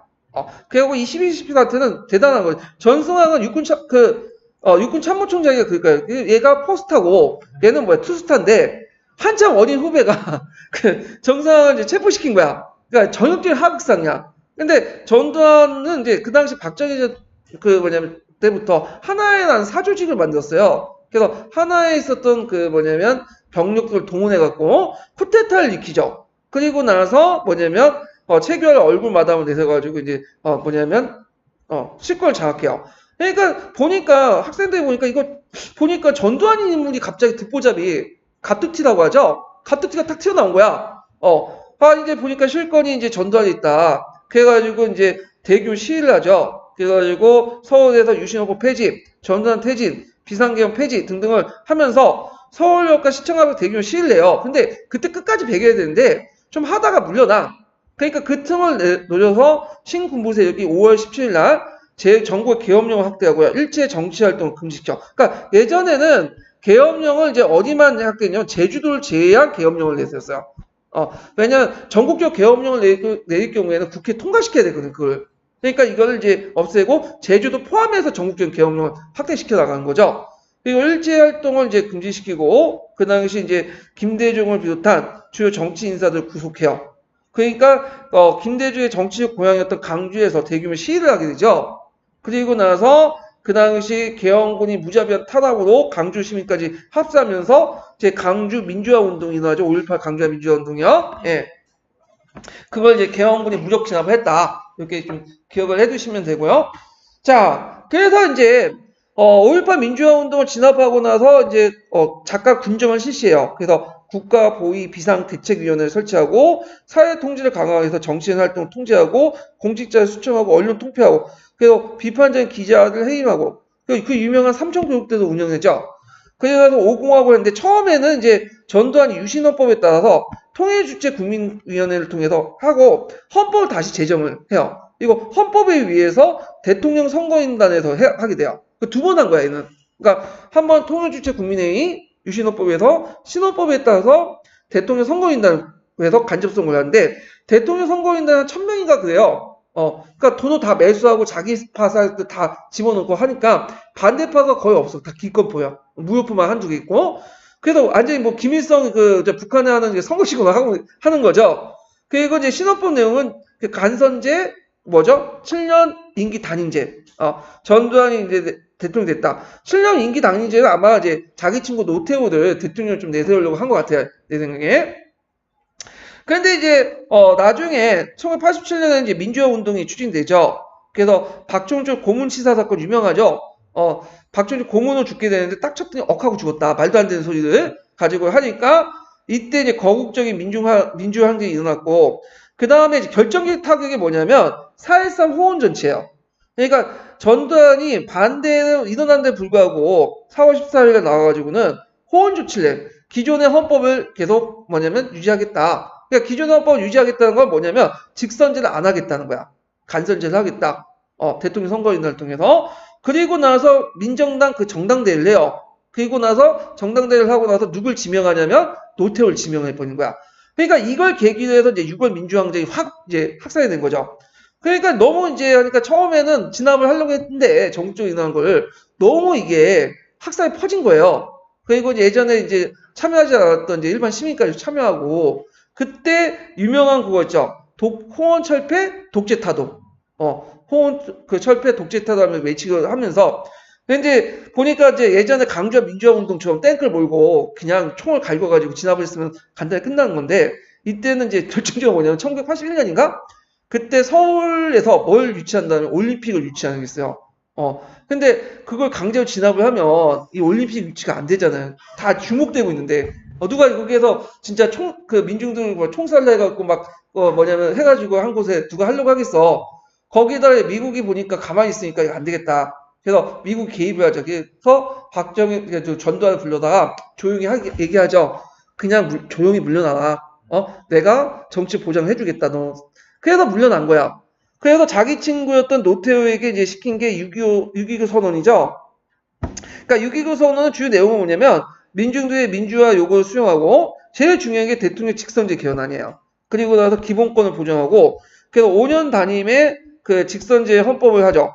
그래서 이때 이제 이 헌법을 바탕으로 해서 지금 헌법제가 지속이 된 거예요. 예. 그래서 이걸 이제 국민투표로 이제 확정을 하죠. 6.25 선언을 통해서. 예.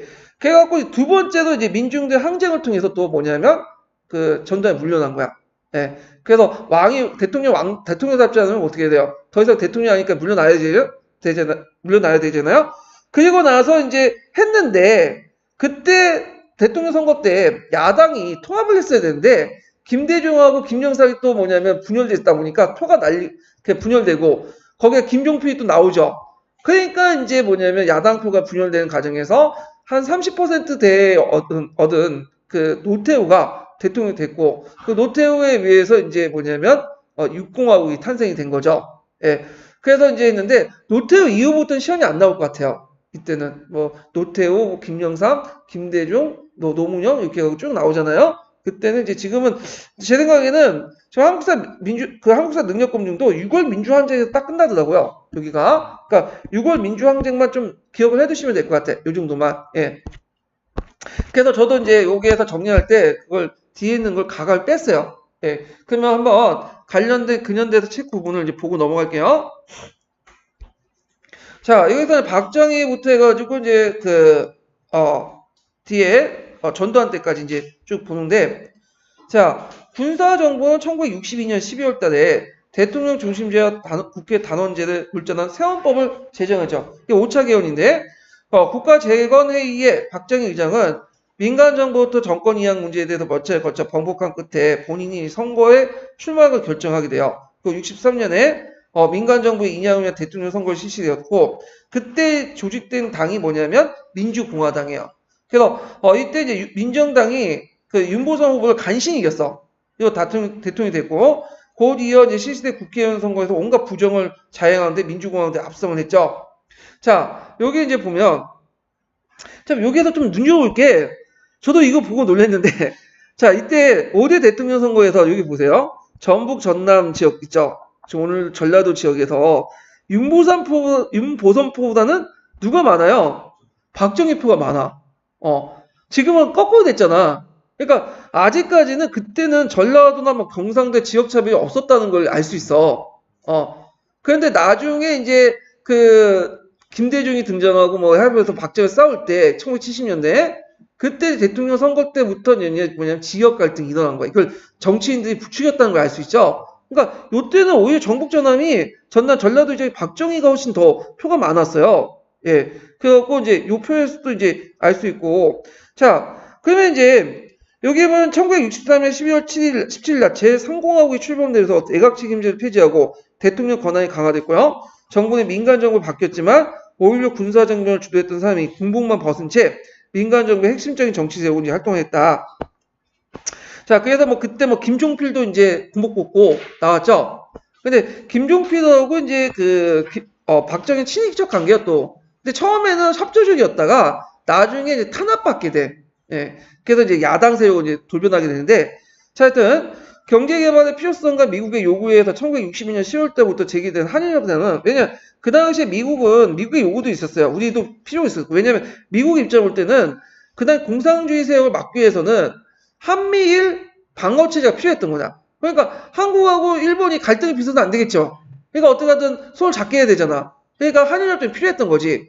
자, 그래서 이제 이렇게 되게는 이제 한일협정은 이전과 달리 철저히 비공개했어. 왜냐하면 공개를 해버리면 어떻게 돼요? 반대가 심하고 이승만이 반대했던 이유도 뭐냐면 이거 하는 과정에서 민중의 반대가 너무 심했기 때문에 여론에 대해서 그런 것 때문에 비공개됐고 소위 김종필 오이라 각서 이거 외워두셔야겠죠. 그 대표되는 구족적인 회담 내용을 공개되면서 한일협정에 대한 반대 의사가 표출되겠다. 그래서 처음 비공개로 했다가 나중에 이게 한일협정이 이제 뭐냐면 공개도 했고 그때 주의할 거는 한일협정 전문 내용이 공개된 게 아니에요.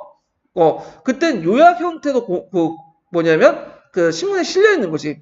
한일협정 전문 내용은 지금도 전혀 지금 공개되지 않았을 거야. 그러니까 우리가 알고 있는 그 한일협정 내용은 전문이 아니라 그 중에 필요한 부분만 발제 내용이야. 그 내용이.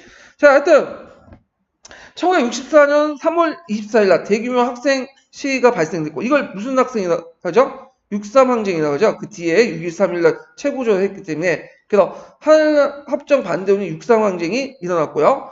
또 박정희 정부는 비상계엄령을 선포했으나 1965년에 한일협정 반대 운동이 계속됐고 정부는 서울 지역에 위수령을 발동했다. 아까 전에 계엄령은 좀 약간 문제가 있다 했죠. 이때 비상계엄령은 볼 때 전국 지역의 비상계엄령이 아니라 꼭 뭐냐면 제외시키면 제주도를 제외한 비상계엄령. 전국적인 비상계엄령은 뭘 허가를 받아야 돼? 국회 통과를 받아야 돼. 예, 정치적 부담이 크고 또 비상계엄령 자체가 좀 정치 부담이 커요. 그래서 계엄령보다는 애들은 위수령을 좀 약간 예우했어. 그래서 이제 이렇게 했고 한일협정은 1965년 6월 22일 날 조인됐고 8월 국회에서 비준되었으며 한국과 일본의 경제적 급속히 가까워졌다. 일본에서 제공된 청구권 자금 그 당시에 한 2억인가 3억인가 지금 입장 올 때는 별로 안 되는 돈이야. 2억 5천만 달러 무상으로 했고 그 다음에 한 2억인가 3억 정도는 유상차가 이렇게 이제 제공했는데 근데 그 당시에는 일본도 돈이 별로 없었어요. 그리고 지금 기준으로 2억 3억은 벌고 아니지만 그 당시에는 뭐예요? 상당히 가치가 높았죠. 예, 금태한 제도가 계속 유지됐기 때문에 달러 가치가 되게 높았어요. 그 과정에서 이제 이걸 바탕으로 해서 경제개발 과정에서 중요한 역할을 했다. 요거는 인정을 해야 돼요. 왜냐면 다른 독재자들은 그 돈을 개인적으로 착복하고 유흥에 탕진하고 그랬는데 박정희 정권은 이제 이걸 경제개발 돌린 거는 좀 인정을 해줘야 돼. 그래서 박정희가 경제개발을 한 거는 팩트니까 그건 잘한 것 같아요. 제 생각에는. 예. 자, 거기에 이제 김종필 오일러 각서 한일협정 내용이 있죠. 그래서 무상원조 내용과 유상원조 내용이 있고 그런 내용이 있고요. 그 밑에 내용을 보면 자 한일협정은 한일 양국 사이의 상호관계를 규정한 기본조약 하에 제1국부의 법적 지위와 대우에 관한 협정. 그래서 이게 부속조약인데 이 조약을 계기로 해가지고 어떻게 됐냐. 그때 이제 남한 쪽에 있는 사람 있죠. 그래서 그 사람들은 거기 이제 남한의 국적을 취득한 사람은 이제 우리가 교포가 된 거고 그 다음에 북한하고 수교가 안 되니까 남한 국적을 하지 않은 사람이 있어. 이 사람들은 이제 예전에 조선 국적 있죠. 조선 국적으로 계속 남아있는 사람들. 그런 사람들은 이제 뭐냐면 북한 쪽을 지지하는 사람이 이렇게, 먼저 바뀌게 되죠. 그래서 이제 이렇게, 바뀌게 되고, 그 다음 어업에 관한 협정, 청구권 문제에 관한 협정, 경제협력에 관한 협정 등등 4가지 협정으로 구성되었다. 그래서 한일협정은 우선 기본조약에서 한국과 일본에 맺어진, 1910년 이전의 조약에 대해서 한국과 일본의 자국의 입장에 따라서 임의적으로 해석한 여지가 남겨졌다. 아까 말한 것처럼 그때 1910년 8월 22일 한일 병합조약을 어떻게 볼 것이냐. 그걸 이전의 조약을 이미 무효로 어떻게 볼 거냐. 무효로 강조한 사람은 이미 이제 그 전에 을사조약 이런 것도 다 무효이기 때문에 35년간 통치는 무효다. 이렇게 강조해. 일본은 임의자를 강조하죠. 이미 이건 합법적이었지만 35년까지 지배는 합법적이었지만 그 조약도 합법적이었지만 이미 사문화됐기 때문에 무효가 됐기 때문에 이제는 통치가 종말됐다. 이런 식으로 해석을 되는 거야. 예. 자, 또한 식민지 시기에 일본으로부터 받은 피해를 통해 청구권이나 이런 예매한 성격으로 자금을 제공받게 됐다. 그래서 이제 이로 인해서 지금까지 식민지 통치에 개인적 피해 입은 사람은 배상 문제 해결되지 못했다. 이게 좀 박정희 정권이 잘못한 거지. 그걸 개인 청구권 문제를 정부한테 위임을 하고 해서 정부가 이제 위임하다 보니까 이제 지금 와서 일본이 뭐예요? 정부한테 따져라. 우리 모르겠다. 다 이제 끝난 문제다. 그런 식으로 이제 얘기를 한 거 아니에요? 자, 그래서 이제 요 내용들 한번 기억을 해두시고, 아이고. 거 밑에 이제 한일 그 뭐냐면 밑에 반대 운동 있죠? 예. 그래갖고 요게 예전에 한번 시험문이 나왔어요. 예문이. 그래갖고 그때 이제 학생들이 육사방정을 하게 되는데 자 보면요. 민족사는 방향으로 위대한 결단을 요구하는 전환기에 있다. 4월 항쟁의 참다운 가치성은 반외세, 반매판, 반봉건에 있어 민족 민주의 참된 길을 나가기 위한 도전이었으며 5월 군사정변으로서 이러한 민주 이념에 대한 정면적인 도전이었으며 노골적인 대중탄압을 시작했다. 민족적 민주주의는 수렴적인 정보 장치를 합리화하기 위한 행상적 탈주로 변장되었고 군주인 대중들의 감각적 해방을 위해서 독하의 미소를 띄었다. 여기에 핵심 키워드가 뭐냐면 민족적 민주주의라는 거야. 예, 민족적 민주주의. 자, 이 민족적 민주주의는 누가 내세웠냐면 박정희 정권이 내세웠어요. 박정희 정권이 쿠데타를 이끌고 내세운 게 뭐냐면 앞에 똑같은 뭐냐면 그 당시 외세 세력, 매판 세력, 그다음 봉건 세력들 척결시키자. 근데 막상 그 사람들 정치를 보니까 이제 뭐예요? 지가 외세적이고 매판적이고 봉건적이거든. 그러니까 이걸 이제 척결하면서 내건 게 민족적 민주주의야. 민주주의하면서 우리가 민족주의 어떤 지향을 하겠다. 그래서 일본을 애들 반대하고 그다음 외세에 반대하고 자주족하고 근데 지금 한일협정을 맺은 거 보니까 자기가 내세웠던 민족적 민주주의를 완전히 깡그리 무시하고 뭐예요? 이 당시 친외세적이고 친일본적이고 친매판적이고 봉건적인 행태를 보이고 있잖아. 그러니까 이거에 대해서 뭐예요? 학생들이 민족적 민주주의 장례식을 치르고 있는 거야 지금 상징적인 행위로서. 그리고 나서 그 당시 공화당의 상징이 뭐냐면 항소인가 그래요. 항소. 항소를 불태우는 의식도 하고. 자, 그래서 이제 이렇게 해서 요 있는데 이거와 관련된 사료가 나오면 한일협정 반대운동, 6.3항쟁과 관련된 내용이 나왔던 거. 그 키워드는 뭘 반대했다? 민족적 민주주의의 어떤 이중성, 문제점 이런 것들 관련된 내용 좀 기억을 해두시면 될 것 같아요. 자, 그 다음에 베트남 파병은 좀 쉬었다 갈게요. 이 부분은. 예.